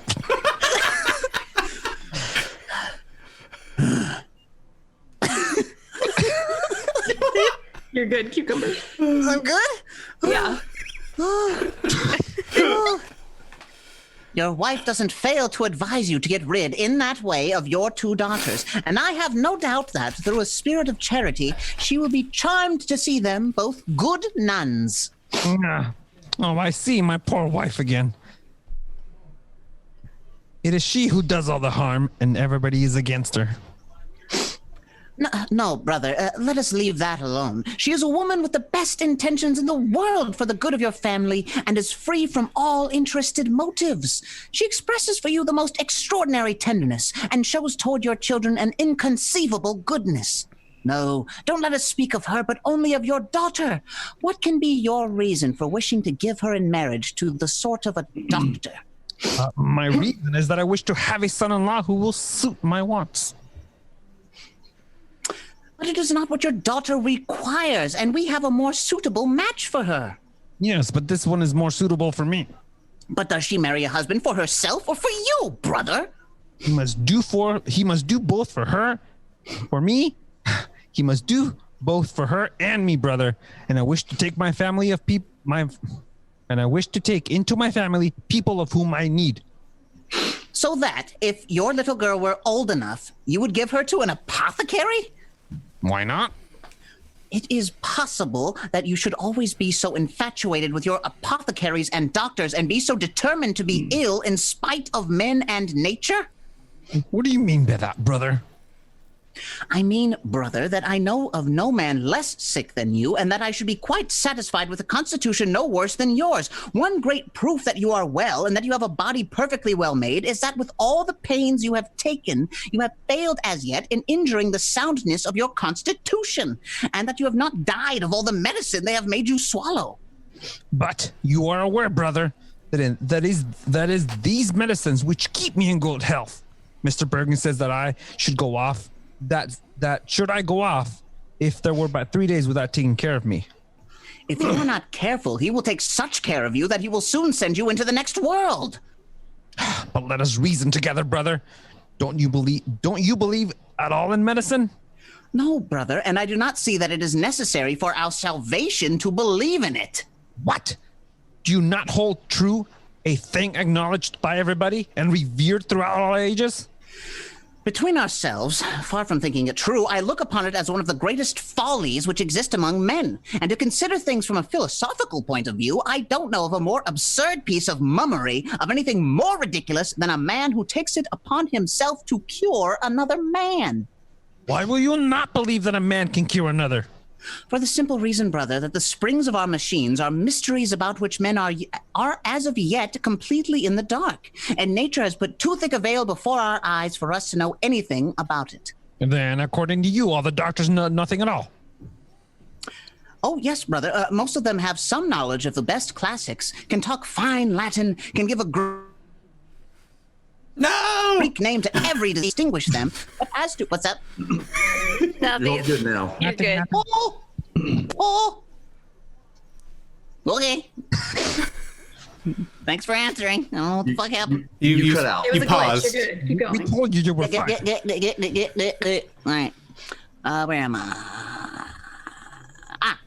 Can give a Greek name to every disease, can define and distinguish them. But as to curing these diseases, that's out of the question. Still, you must agree to this, that doctors know more than others.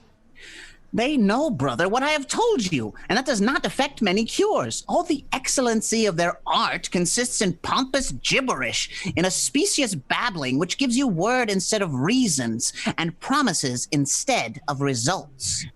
Still, brother, there exist men wise and as clever as you. And when we see that in cases of illness, everyone has a recourse to the doctor. Hold up. Vorpal Thad, you gotta pick who's that for. Oh, Lord.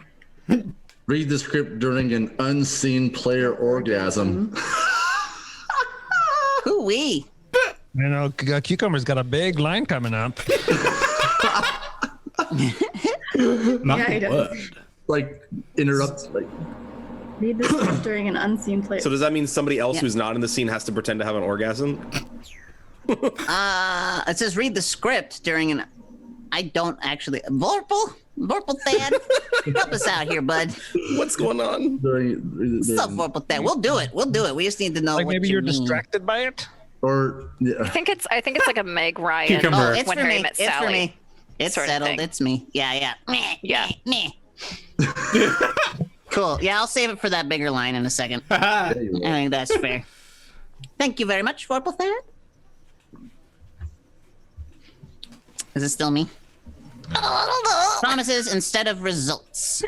Still, brother, there exist men as wise as clever as you. And we see that in cases of illness, everyone has recourse to the doctor. It is proof of human weakness and not of the truth of their art. Still, doctors must believe in their art since they make use of it themselves. It is because of some share the popular error by which they themselves profit while others profit by it without sharing it. Mr. Perkin has no wish to deceive. He is a thorough doctor from head to foot, a man who believes in his rules more than in the demonstrations of mathematics, and who would think it is a crime to question them. He sees nothing obscure in physics, nothing doubtful, nothing difficult, and through an impetuous repossession and obstinate confidence, of course, common sense and reason orders right and left purgatives and bleedings and hesitates at nothing. We must bear him no ill will for the harm he does us. It is with the best intentions of the world that he send you into the next world and is killing you. He will do no more than he has done to his wife and children, and that he would do to himself, if need be.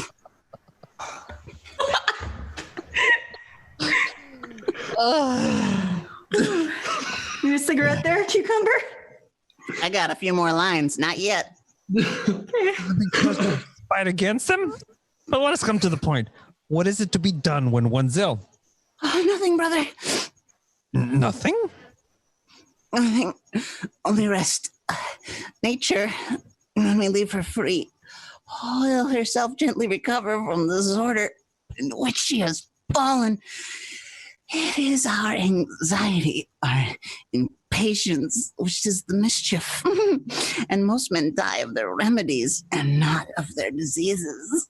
You must still acknowledge, brother, that we can in certain things help nature. Alas, brother, these are pure fancies, which we deceive ourselves. At all times there have crept among men brilliant fancies in which we believe because they flatter us, and because it would be so well if they were true. When a doctor speaks to us of assisting, succoring nature, of removing what is injurious to it, of giving it what is defective in, of restoring it and giving back to it the full exercise of its functions.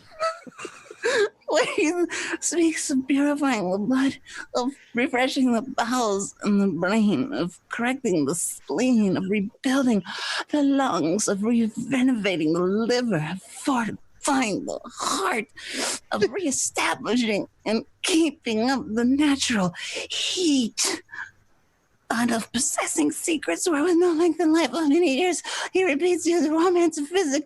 But when you test the truth of what he has promised you, you will find that it all ends in nothing. It is like those beautiful dreams which only give you in the morning the regret of having believed in them.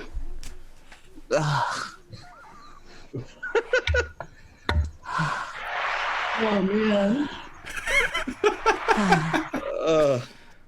Wow. Best $10 you ever spent, right? I'll have what he's having. Yeah, forget reading Neil Gaiman. Start reading some. I would like to point out that the garage door is open, as is the side door. All of my neighbors know what's happening. Well, they I'm think they know freaking what's happening. sweating. Oh, goodness. Seems that all the knowledge of the world has contained in your brain, and that you think you know more than all the great doctors of our age put together. When you weigh words and actions, your great doctors are two different kinds of people. Listen to their talk. They are the cleverest people in the world. See them at work, and they are the most ignorant. Hey, Day, you are a great doctor, I see, and I wish that some of those gentlemen were here to take up your arguments and to check your babble. I do not take upon myself, brother, to fight against physic, and every one of their own risk and peril may believe what he likes. What I say is only between ourselves, and I should have liked, in order to deliver you from the error to which you have fallen, and in order to amuse you, to take you to see some of Moliere's comedies on this subject. Wink to the fucking audience, Moliere. You Your Moliere is an impertinent fellow with his comedies. I think it might be pleasant of him to go and take off honest people like Doctor. I am now Mr. Rogers. Rogers? Just to clean things up a bit. Awesome. It is not the doctors themselves that he takes off, but the absurdity of medicine. Yeah, and become him, well, truly under control of the faculty. He is a nice simpleton and a nice impertinent fellow to laugh at the consultations and prescriptions, to attack the body of physicians, and to bring the stage of such venerable people as those gentlemen. What would you have him bring there but the different professions of men? Princes and kings are brought here every day, and they are as good as a stock as your physicians. Now, by all the devils, if I were a physician, I would be revenged by this impertinence, and when he falls ill, I would let him die without relief. In vain he would beg and pray. I would not describe him for the least little bleeding, at the least little injection, and I would tell him, die like a dog. I will teach you to laugh at us doctors. Oh, you're terribly angry with him. Yes, he's an ill-advised fellow, and if the doctors are wise, they will do what I say. He will be wiser than the doctors, for he will not go and ask their help. So much worse for him if he has not recourse to their remedies. He has his reasons for not wishing to have anything to do with them. He is certain that only strong and robust constitutions can bear their remedies, in addition to the illness. And he has only just enough strength for his sickness. What absurd reasons. Here, brother, don't speak to me anymore about that man, for it makes me savage, and you will give me his complaint. I will willingly cease, brother, and to change the subject, allow me to tell you that because your daughter shows a slight repugnance to the match you propose, it is no reason why you should shut her up in a convent. In your choice of a son-in-law, you should not blindly follow the anger which masters you. We should in such a matter yield to the little inclinations of a daughter, since it is all for her life, and the whole happiness of her married life depends on it. Brother, with your leave. Eh? What are you going to do? To take this little clyster. It will soon be done. Are you joking? Can you not spend one moment without clysters or physic? Put it off another time and be quiet. Mr. Fleurant, let it be or tonight or tomorrow morning. What right have you to interfere? How dare you oppose yourself to the prescription of the doctors and prevent the gentleman from taking my clyster? You are a nice fellow to show such boldness. Go, sir, go. It is easy to see that you are not accustomed to speak face to face with men. You ought not thus to sneer at physic and make me lose my precious time. I come here for a good prescription, and I will go and tell Mr. Purgon that I have been prevented from executing his orders, and that I have been stopped in the performance of my duty. You'll see. Nah. Brother, you will be the cause of some of that misfortune. Brother, you will be the cause that some misfortune will happen here. What a misfortune not to take a clyster prescribed by Mr. Purgon.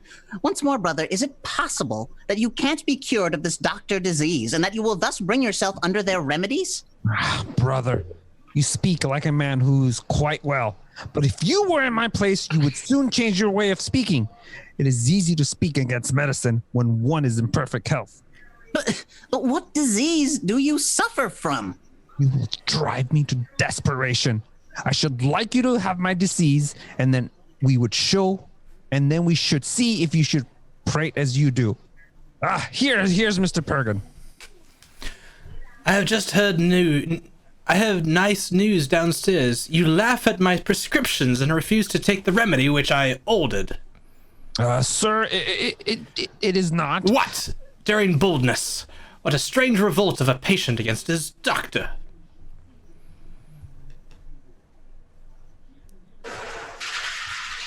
Toinette. It is frightful. The clyster, which I have had the pleasure of composing myself. It was not I. Invented and made up according to all the rules of art. He was wrong. And which was to work a marvelous effect on the intestines. My brother. To send it back with contempt. It was he. Such conduct is monstrous. So it is. Is fearful outrage against medicine. He is the cause. A crime of high treason against the faculty, and one which cannot be too severely punished. Mm-hmm. You are quite right. I declare to you that I break off all intercourse with you. It is my brother. That I will have no more connection with you. You will do quite right. And to end all association with you, here is the deed of gift which I made to my nephew in favor of the marriage. It is my brother who has done all this mischief. To despise my clyster? Let it be brought. I will take it directly. I would have cured you in a very short time. He doesn't deserve it. I was about to cleanse your body and to clear you of its bad humors. My brother. And I wanted only a dozen purgatives to cleanse it entirely. You know, he is unworthy of your care. But since you would not be cured by me... It was not my fault. Since you have forsaken the obedience you owe to your doctor... It cries for vengeance! Since you have declared yourself a rebel against the remedies I had prescribed for you... No, certainly not. I must now tell you that I give you up to your bad constitution, to the intemperaments of your intestines, to the corruption of your blood, to the acrimony of your bile, and the feculence of your humors. It serves you right. And I will have you before full days in an incurable state. Oh, mercy me. You shall fall into brapia. Mr. Pergan. From bradypepsia into dyspepsia. Mr. Pergan. From dyspepsia into apepsia. Mr. Pergan. From apepsia into lieutenancy. Mr. Pergan. From a lieutenancy into dysentery. Mr. Pergan. From dysentery into dropsy. Mr. Pergan. And from dropsy into the deprivation of life into which your folly will bring you. Heaven, I am dead, brother. You have undone me. Why? What's the matter? I am done. I feel already the faculty is avenging itself. Really, brother, you are crazy, and I would not for a great deal that you should be seen acting as you are doing. Shake yourself a little. I beg, recover yourself, and do not give way so much to your imagination. Here, dear brother. That strange disease has threatened me. What a foolish fellow you are. He says that I shall become incurable within 4 days.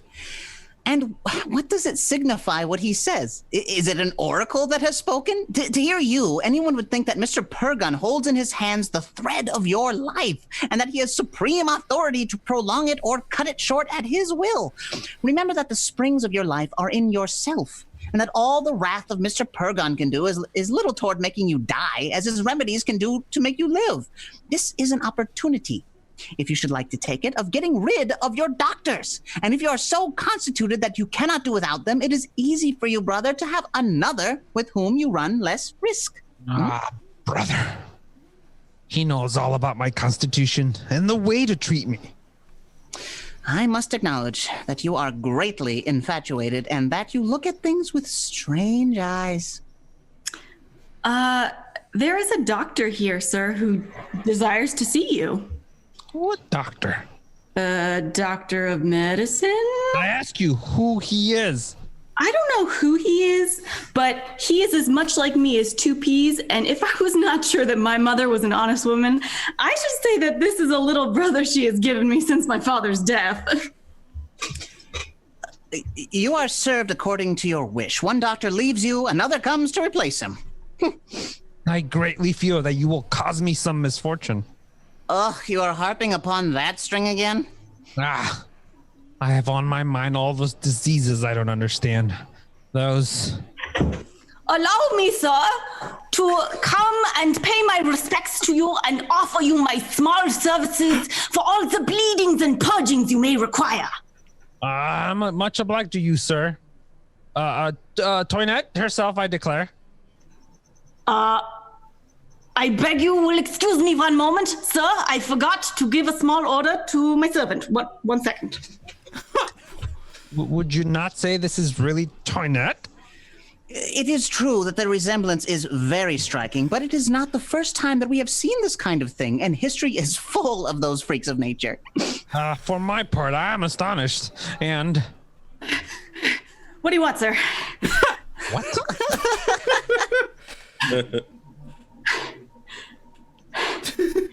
Did you not call me? I? No. My ears must have tingled then. Just stop here one moment and see how much that doctor is like you. Yeah, yes, indeed. I have plenty of time to waste. Besides, I've seen enough of him already. I got a thing. Had I not seen them both together, I should have believed that one was one and the same person. I have read wonderful stories about such resemblances, and we have seen some in our day that have taken in everybody. For my part, I should have been deceived this time and sworn that the two were by one. Sir, I beg your pardon with all my heart. Wonderful. You will not take amiss, I hope, the curiosity I feel to such an illustrious patient, and your reputation, which reaches the farthest ends of the world, must be my excuse for the liberty I am taking. Sir, I am your servant. I see, sir, that you are looking earnestly at me. What age do you think I am? I should think 26 or 27 at the utmost. I am 90 years old. 90 years old? Yes, this is what the secrets of my art have done for me to preserve me fresh and vigorous, as you see. Upon my word, you a fine youthful old fellow of 90. I am an itinerant doctor, and I go from town to town, from province to province, from kingdom to kingdom, to seek out illustrious material for my abilities, to find patients worthy of my attention, capable of exercising the great and noble secrets which I have discovered in medicine. I disdain to amuse myself with the small rubbish of common diseases, with the trifles of rheumatism, coughs, fevers, vapors, and headaches. I require diseases of importance, such as good non-intermittent fevers with delirium, good scarlet fevers, good plagues, good confirmed dropsies, good pleasureses with inflammations of the lungs. These are what I like, what I triumph on. And I wish, sir, that you had all those diseases combined, that you had given up, despaired by all the doctors, and at the point of death, so that I might have the pleasure of showing you the excellency of my remedies and the desire I have of doing your service. I am greatly obliged to you, sir, for the kind intentions you have towards me. Let me feel your pulse. Come. Beat properly, please. I will soon make you beat as you should. This pulse is trifling with me. I see it does not know me yet. Who is your doctor? Mr. Pergin. That man is noted in my books among the great doctors. What does he say you are ill of? He says it's the liver, and others say it's the spleen. They are a pack of ignorant blockheads. You are suffering from the lungs. The lungs? Yes. What do you feel? Well, from time to time, great pains in my head. Just so, the lungs. Yeah, at times it seems as if I had a mist before my eyes. The lungs? I feel sick now and then. Yeah, lungs. And sometimes a weariness in all my limbs. Yeah, the lungs. And sometimes I have sharp pains in the stomach as if I had colic. The lungs. Do you eat your food with appetite? Yes, sir. The lungs. Do you like to drink a little wine? Yes, sir. The lungs. You feel sleepy after your meals and willingly enjoy a nap? Yes, sir. The lungs. I tell you, what does your doctor order you for food? He orders me soup. Ignoramus. Fowl. Ignoramus. Veal.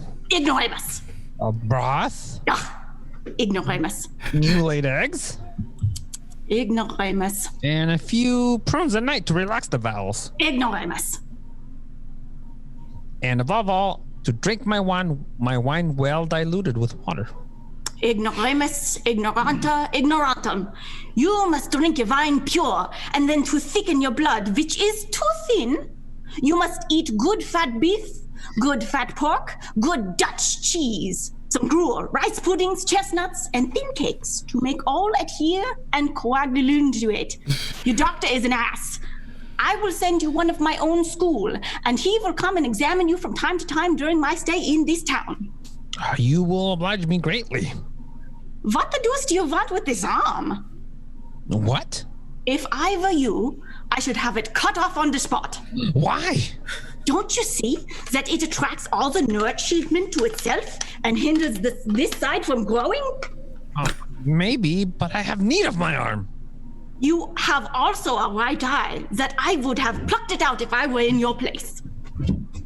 My right eye plucked? Don't you see that it interferes with the other and robs it of its nourishment? Believe me, have it plucked out as soon as possible. You will see all the clear with the left eye. There is no need to hurry. Goodbye. I'm sorry to leave you, but I must assist at grand consultation, which is to take place about a man who died yesterday. About a man who died yesterday? Yes, that we may consider and see what ought to have been done to cure him. Goodbye. You know what? You know that patients do not use ceremony. Upon my word, this doctor seems to be a very clever man. Yes, but he goes a little too fast. All great doctors do so. Cut off my arm, pluck out my eye, so that the other might see better. I'd rather that than that we're not. I'd rather that than it were not better. A nice operation indeed to make me one-eyed, one-armed. Come, I am your servant. I am in no joking humor. What is the matter? Oh, your doctor, forsooth, who wanted to feel my pulse. Just imagine, and that too, at 10 years of age. Now, I say, brother, since you have quarreled with Mr. Purgon, won't you give me leave to speak of the match which is proposed for my niece? No, brother. I will put her in a convent since she has rebelled against me, and I see plainly that she is some love business in the bottom. And I see plainly that there is some love business in the bottom of it all. I have discovered a certain secret interview which they do not suspect me to know anything about. Well, brother, and suppose there were some little inclination. Where could the harm be? Would it be so criminal when it all tends to what is honorable, marriage? Be that as it may, she will be a nun. I have made up my mind. You intend to please somebody by so doing? I understand what you mean. You can always come back to that, and my wife is very much in your way. Well, yes, brother, since I must speak out, it is your wife, I mean, for I can no more bear with your infatuation about doctors than with your infatuation about your wife, and see you run headlong into every snare she lays for you. Sir, do not talk so of my mistress. She is a person against whom there is nothing to be said, a woman without deceit, and who loves master, who loves him. I can't express how much. Wait. That wasn't you. That wasn't me. I was mouthing along, it's fine. Just ask her all the caress that she lavishes for me. Ugh. Yes, indeed. And all the uneasiness my sickness causes her. Yes, certainly. And the care and trouble she takes about me. Quite right. Will you let me convince you and to show you once how my mistress loves my master? Sir, allow me to undeceive him and to show him his mistake. How? My mistress will soon come back. Stretch yourself full length in this armchair and pretend to be dead. You will see what grief she will be in when I tell her news. Very well, I consent. Yes, but don't leave her too long in despair, for she might die of it. Trust me for that. Okay, hide yourself in that corner. Go, shoot. Is there no danger in counterfeiting my death? No. What danger can there be? Only stretch yourself there. It won't be so pleasant to put your brother to confusion. Oh, here's my mistress. Mind you, keep still. Shh. Heavens! What a misfortune! What a strange accident! What is the matter? Oh, that's not me. Bye. Wrong B.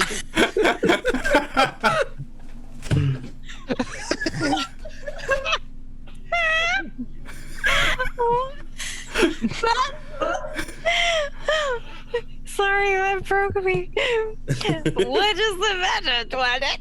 What? Chunk must act like Billy Bob Thornton from Sling Blade. Mm-hmm.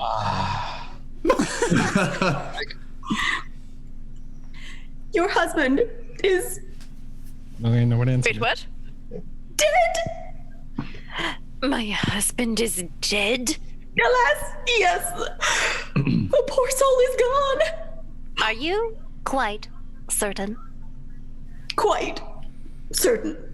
Nobody knows of it yet. I was all alone here when it happened. He just breathed in his last in my arms. Here, just look at him, full length in his chair. Heaven be praised. I am delivered from a most grievous burden. How silly of you, Twinnet, to be so afflicted at his death. Oh, ma'am, I thought I ought to cry. Pooh. It is not worth the trouble. What loss is it to anybody, and what good did he do in this world? A wretch, unpleasant to everybody, obnoxious, dirty habits, always a clyster or a dose of physic in his body, always sniveling, coughing, spitting, a stupid, tedious, ill-natured fellow who was forever fatiguing people and scolding night and day at his maids and servants. An excellent funeral oration. Stop. Twinette, you must help me carry out my design. You may depend upon it that I will make it worth your while if you serve me. Since, by good luck, nobody is aware of his death, let us put him to bed and keep it secret what I have done, what I want. There are some papers and some money I must possess myself of. It is not right that I should have passed the best years of my life without him, with him, without any kind of advantage. Come along, Twinette. First of all, let us take all the keys. Softly! Ah! I don't know what Billy Bob Thornton sounds like in Sling Blade. Hey, some people call it a sickle, I call it a sling blade. Oh, I could also like I like them French fried potatoes. Okay. So my wife is, does you love me? Ah, the dead man is not dead! Yeah, I'm very glad to see you here, my love. And to have heard the noble panegyric you have made upon me, this is a good warning, which will make me wise for the future. Prevent me from doing many things. Well, brother, you see... Now, really, I could never have believed such a thing. But I hear your daughter coming. Oh, place yourself just as you were now, and let us see how she receives the news. It is not a bad thing to try, and since you've begun, you will be able, by this means, know the sentiments of your family towards you. Lay down, lay down. Oh, heavens! What a sad accident! Oh, what an unhappy day! What ails you, Twinette, and why do you cry? Alas! I have such sad news for you! What is it? He's dead! My father is Just look at him there. He only died a moment ago, a fainting fit that came over him. Oh, heavens. Oh, what a misfortune. What a cruel grief. Alas, why must I lose my father, the only being left me in the world? And why should I lose him too at a time when he was so angry with me? What will become of me, unhappy girl that I am? What consolation can I find after so great a loss? What is the matter with you, dear Angelique? And what misfortune makes you weep? Alas, I weep for what was most dear and most precious to me. I weep for the death of my father. Oh, heaven! What a misfortune! What an unforeseen stroke of fortune! Alas! After I had asked your uncle to ask you in marriage, I was coming to see him in order to try by my respect and entreaties to incline his heart to grant you to my wishes. Client, let us talk no more of this. Let us give up all hopes of marriage. Now that my father is dead, I will have nothing to do with the world and will renounce it forever. Yes, my dear father, if I resisted your will, I will at least follow... What? Angelique now must sound like a Spice Girl singing "If You Want to Be My Lover." Great. I'm trying to think of the very, very, very... Oh, okay, yeah. Yes, my dear father, if I was trying to tell you what you want. In West Philadelphia? No, we started to do that. Yeah, tell me what you want, what you really, really want. No, tell me what you want. Yeah. Yeah, that doesn't work with this. I don't even know where I am anymore. Let me, father, make you promise here and kiss you as proof of my repentance. My daughter. Come, do not be afraid. I'm not dead. You are true flesh and blood and my real daughter. I'm delighted to have discovered your good heart. What a surprise! Fathers in Heaven has given you back to our love. Let me throw myself at your feet to implore one favor of you. If you do not approve of her feels, if you refuse to give me Cleon for a husband, I conjure you at least to not force me to not force me to marry. All I ask of you. Sir, allow your heart to be touched by her entreaties and by mine, and do not oppose our mutual love. Brother, how can you resist all this? Will you remain insensible before such affection? Well, let me become a doctor, and I will consent to the marriage. Yes, turn doctor, sir. I will give you my daughter. Very willing, sir. If it is all that is required to become your son-in-law, I will return doctor. Apothecary also, if you like. It is not such a difficult thing after all, and I would do much more to obtain from you the fair Angelique. But, brother, it just strikes me. Why don't you turn doctor yourself? It would be much more convenient to have all you want within yourself. Mm-hmm. Quite true. That is the very way to cure yourself. There is no disease bold enough to dare attack the person of a doctor. I imagine, brother, that you're laughing at me. Can I study at my age? Study? What need is there? You are clever enough for that. There are a great many who are not a bit more clever than you are.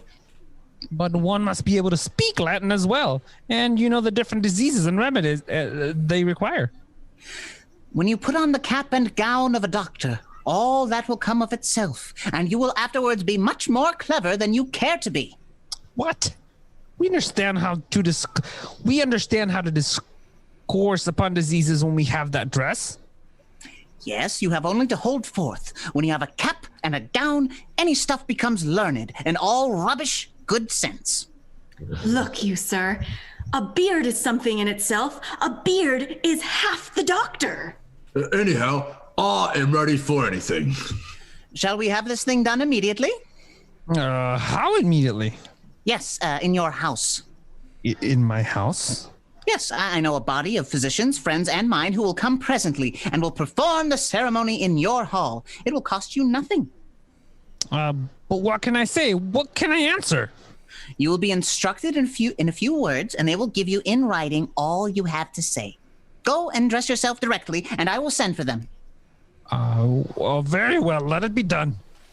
What is it y'all intend to do? What do you mean by this bodies of physicians? What is it you are going to do? To amuse ourselves a little tonight, the players have made a doctor's admission the subject of an interlude, with dances and music. I want everyone to enjoy it, and my brother to act the principal part in it. But, Uncle, it seems to me that you are making fun of my father. But, niece, it is not making too much fun of him to fall in with his fancies. We may each of us take part in it ourselves, and thus perform the comedy for each other's amusement. Carnival time authorizes it. Let us go quickly and get everything ready. Do you consist to it? Do I what? Do you consent to it? Yes, since my uncle takes the lead. And this is the weird end of the show. Hold up. We doing it? Okay, let's take turns, shall we? Okay. What? Every line? Go for it, Dino. Oh, are we gonna do like stanzas?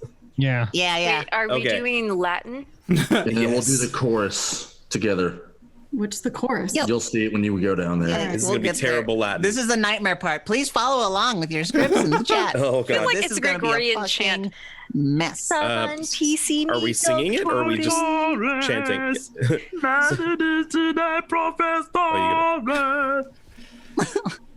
Qui That was hic insane. assemblati estis. Et vos altri messiores. Centenarium facultatis. Oh my god.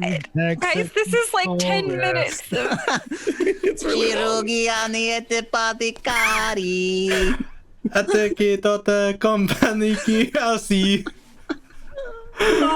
Honor et argentum. Atque bonum appetitum. Non possum docti conferi, et moi satis admirari, qualis bona inventio es medici professiorio, quam bella cosa et bene trovota, medicina illa benedicta, quae su nomine solo, supernenti miraculolo, despues longo tempore, passit a gogo vivere, tanz gense omne genere. Spectorum taram vidimas, grandam vogam ubi sumas, et quod grandes et petiti, sonde nobis infatuti, todos manduras cores en nosotros remidos, nos regat secuteos, et nostris ordam feet.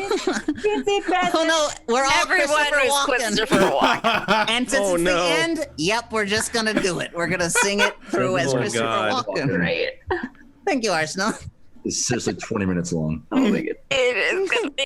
I don't even know where we are anymore. It's all what? Where? Which? Donkey. Donkey. US nostrae saptenae boni sensus at K prudente deformant familiae nos bene Still like Target, lady. conservave. Good. Where you at? Intale credito. Nope, I don't see that at all. Tali credito voga Oh, that's better. et hornene et pretendere gardum anon reserverse in nostro docto corpore etotes dignus All right, I see. remplirere as placas honorables. Se porcella, quod nos convocita estis, and credo quan trovabititis. What the fuck? Dignum materiam Fast forward this. medici in zavanti homine que voici liquao in Charles's omnibus dono ad interrogandum et fod examinandum vostris cautis zapatos. Si mihi licentiam dat dominus praesis et tanti docti doctores et assistantes illustris tre savanti baculiero quem estimo et honoro domandabo causam ad I can't do this opium facit dormire.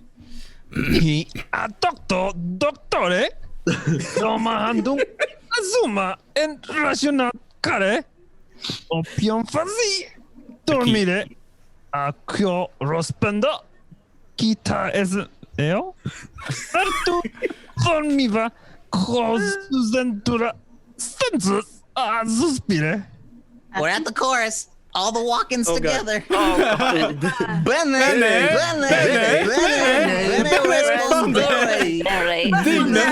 Dignes entrae. all right. Nostro doctor. Coppa. Bene respondere. Provisio quad non displacate. Dominio precedi la quelle bafa me bening annua cum totis doctoribus savantibus e scientibus bienvolubitibus. Oh wait, no, some of Portal it's to hell do you French think now. we just opened up? dica mihi on pia dominus preterodinio. Ratio e friare e evident. Ooh. Kurt Rhubarba. Et lescene per nos semper est ordone et purgandum lutram bile sid dicit hoc erit val de habile.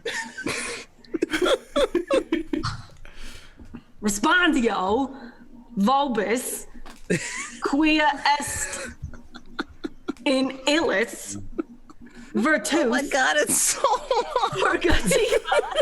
We're not even halfway. I lost where you are. We're like We're not even a quarter way to this. We're gonna have to triple time this, guys. What if we? Some of us have very small bladders. No, how about we just fast forward this? Oh my gosh, this is ridiculous. No, we're doing it. We're doing it. Fuck We it. want to wrap it like you started, Cucumber? Yeah, I think if we just go fast. We're at a chorus. Okay. Bene. Risponde. Dignus.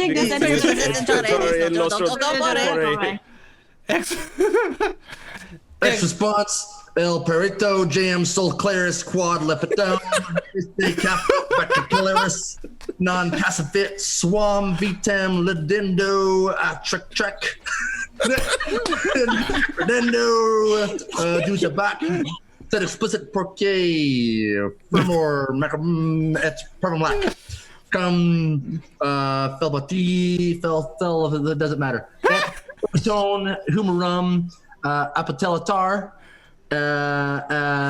Medicantibus, Adelaide, Metacorum, Necnon Pontus, Cinerum, C, Pre-Neramente Grata, Sit Domino Presidae, Nostra Libertas, Question Andi Paradomus, Doctribus, Antictado, Toe doesn't matter. Adors Benegus and Adortabus. Paratami Dominus Doctor, Chrysologos id Destiquititor, Quare Parvum Lac et Fut Formacrum, Phlebotomia et Pergudio Homerum, El Palantur ad Mestriandibus Idole Micorium, Ate Pontus Asinorum, Repondio Quia, Ista Ordinando non requitar magna scientia, et es illis equatoribus, Medici faciunt ludovocus, Pistolas et Desquardicus.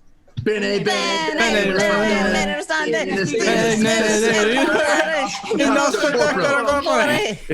Am permissone dominiti presidaris domisac ne facultatis el toto his nocitadis compiani asintatis domidambo tibi docte abriciari ca indunt remedia da in homini quana muliere qual il maldia dita his hyprodisia in maloducto aprobexia coldisome e paradisa conviene faere. Clisterium donair posture signor in situa bracoga. What?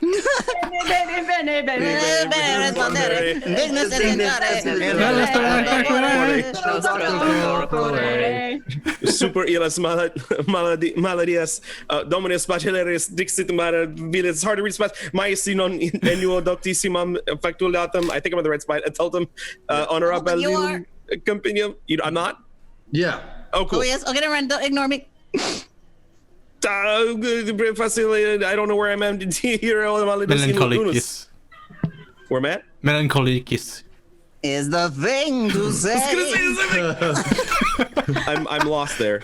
Somebody pick up there because Melancholicus demoniasis astemiatis atque pulmonicis.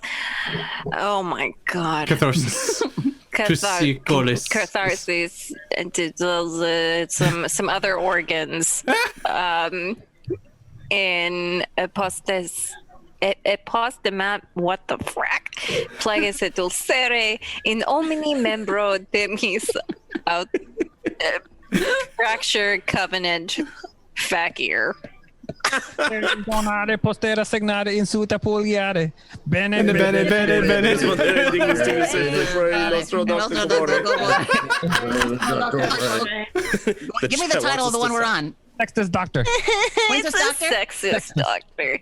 What's what? Sexist. Sextus. Thank you. Sexist doctor. Gumbono venia reverendi brasilius philorium hippocratius etudius corone non admirantis petem tibi resolute bacillare non indignis alumnus ne monspiliere quae remedia cacis sudis mutis mancototis claudis atque omnibus estropaitis procoris pedum malum de dentibus pesta rebie et nimis magna comatone it omne novo marie convenit et facere. Christun Dorner Day, Boste Signer Day, Dins. Bene. Bene, rispondere. Bene, rispondere. Dingere e l'odore. Oh my god, there's still so much more. So much more.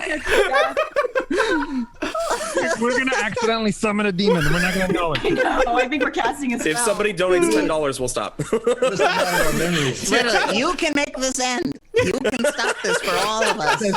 We're trying to deliver unto you art. I think I might go ahead and donate $10 to get this. I know. I'm thinking about it. I will happily finish this by myself. Weird. I don't even know where we're at right now. Mentalia, hic presentamim facilim uliam unse questionantem di hero maludis unum tambasis untem beitrim masun homo quasi kilis unse divin hom to creases Bort. Blesses grandum odum dolores capitis crum tropolis spiri unse lexen unse ventures grandum unse pisament segunte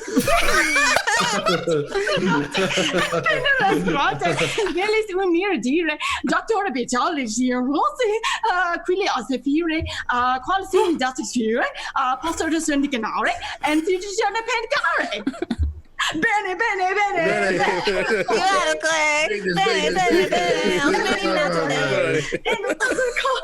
Literally watching the amount of viewers drop. One by one. We have $1 to cease and desist. Oh, there it is. $9 more and we'll shut the fuck up. Cucumber They has can just turn spoken. us off, right? They don't need to pay us to stop. They can just go away. Whose idea was this? Terrible. Cucumber's idea. Checks out. Bring back the orgasm voice for. Oh God, no. No. That ain't free. Fuck, where are we? I don't know. Go to Octavus. Octavus Doctor or something. I don't know. Octopus Doctor, in petro favoribile conge, a domino preside, abelecta doctorum, tam practicatum, quam practica advenorum, et a curiosia turba badadorum, ingenose bacillare, qui non potuit esse jusquici devere, patium et questiononem de importa, mesior detur nobis audienza, isto den biene mane, palo antemonde de oh, there, not enough. Uber's so close. 1%. 1%. I am lost. De corta alene, de grande oppressione, gebaromen platura, et proiele bili, lassitudine, de patimo cordis, de strangulamento matris, alio nomine vapor hysterice, cae sicet omada maledere terminate nike, facita gale nenique. Visagium per porpedecum et coloris de colores and prade bien American tantum verde quando mera et rosso petito verde verpens et una mala that's bad pee. He said bad pee. Quando the infiola non barber exempta de febriculis autores de amtibis cud venerat de som gravat and cavallo sur un mule. Come on, 1 penny, motherfuckers. We're not even halfway. En cavallo sur un male, non haberat mensesuas. C'è un'ora morta, exiate meraviglil, pece ose un negote, Can I Venmo a penny? That work? What? Can I Venmo a penny? I'll do it. Look, man. Dasher, Dancer, Prancer, Vixen, Comet, Cupid, Donner, Blitzen, Dana Kuriani, Prosimala, Dada, Invertuni, Kuti, Metilano, Basamot, and Babaston, Casan, we start the fire.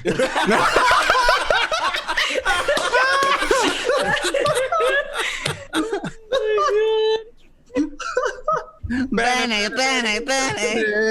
Diddles, Dingus. I don't know. No, I'm done. That's it. Yeah. No, I lost my place like 10 bennies ago. 10 bennies ago.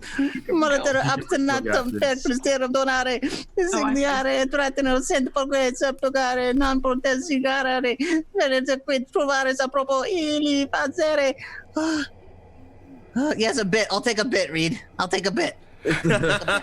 Bit'll do it. I'm also Hippocrates benedictum cum bono garçone junctum imperve juras gardare. There we go. High time, Sparky. That's it. Art Vega, Telepotato Pony, you have put us out of our misery. For easily 2 or 3 more pages of that. Shut up. Full version of the play. Oh, goodness. Who responsible this? That's my fault. I could not find the abridged version anywhere. Cucumber, you're fine. Don't blame yourself. It's Danny's fault. I think we had like 600 viewers before we started this rap part. 600. 600. We've scared them all off. Oh, goodness. Oh, Yay, there's $1. Everybody with the cheers. Yeah. oh my We god. hope you enjoyed. Especially that part. Join the Discord and let us know if you guys like to do just the one full stream of just the Latin. 'Cause we can do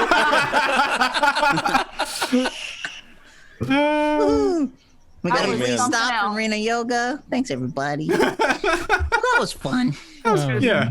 Well, They can't all be good ones, right? You know what? This We'll means start we need to screening do. This these, means we need to do Santa Claus Conquers the Martians next time. That was my pick, and it was all in English. All for it. You want to cast it? We do it next week. All right, Yeah. sounds good. Do it. Wow. Thanks for sticking with us, guys. That was whew. Oh God, we hit another $100. No, we didn't. Wait, what? We didn't. No, I that never was what reset it. started off the. That was the Christopher Walken singing. Yeah. We did Oh, it. okay. Yeah. Yeah, because there was nothing left but that, so we just added it in. We combined Okay. it. Scared me. Oh, man. Rena, so if you don't, I made this mistake too. Basically, with Streamlabs it's a little tricky. You have to unclick something to not subscribe to something. or else it's gonna ding you $6. Streamlabs Prime or Streamlabs. Yeah. Well, Streamlabs Pro, I think it's called. Yeah. So you have to make sure that you don't check it, which is a little. There's a mosquito on my face. I'm getting your eye. You should try and blinking and get it off. It's in my mouth. It flew away. It is It's protein. Did you know in Europe they're starting to eat bugs because there's a shortage of meat? So consider yourself lucky. I don't mind bugs. Good for you. Crickets ain't bad. Oh. Yeah, but you're eating somebody else's blood. Virus. Wouldn't be the first time. How many mustaches did you make? A lot. I was ready in case they kept falling off. That is so cool.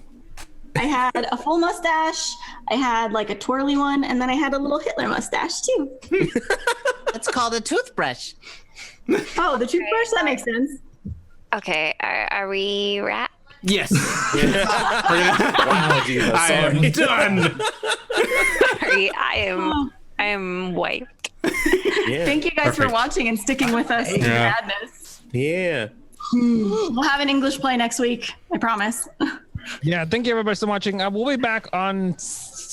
We'll let you know Sunday morning what we're doing. Sunday morning, we're posting our schedule for the week. We're off tomorrow.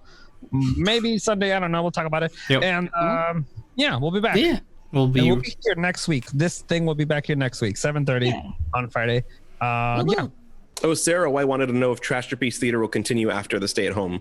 Oh, hell yeah. Because then we can actually use the space and like be actors and stuff. That's going to be fun. and like stand up and not just be sitting down. we're gonna have to learn walking script. involved. We'll get props. No, we don't have to. I mean, maybe if they're shorts, we can learn them. But I think otherwise, reading from the script is still pretty fun. Yeah. Haley and I could be like reading stage directions or something. Oh, yeah. Wait for us. Oh to move no! Just We'll put you on a monitor and walk you around the space. Yeah, we'll put That'd be so great. Just Yes. spin us around. We'll build a body for the rack and we'll put it in a costume. Or just Your guys' heads on it. It's just the two of our heads in one monitor, though. So we're like, We'll like move the hat from side to side for whichever character is in charge. That's hilarious. Thank you guys for having us. Yeah. Thanks for watching. guys. Thanks for being with us. All right, we're gonna send it to raid our friend Mary Kish. Yay! Yeah. Dude, All right. that's ridiculous. Bye. All right. So we'll see you next time. Thanks for watching. bye, guys. Bye. Bye. Bye. Bye.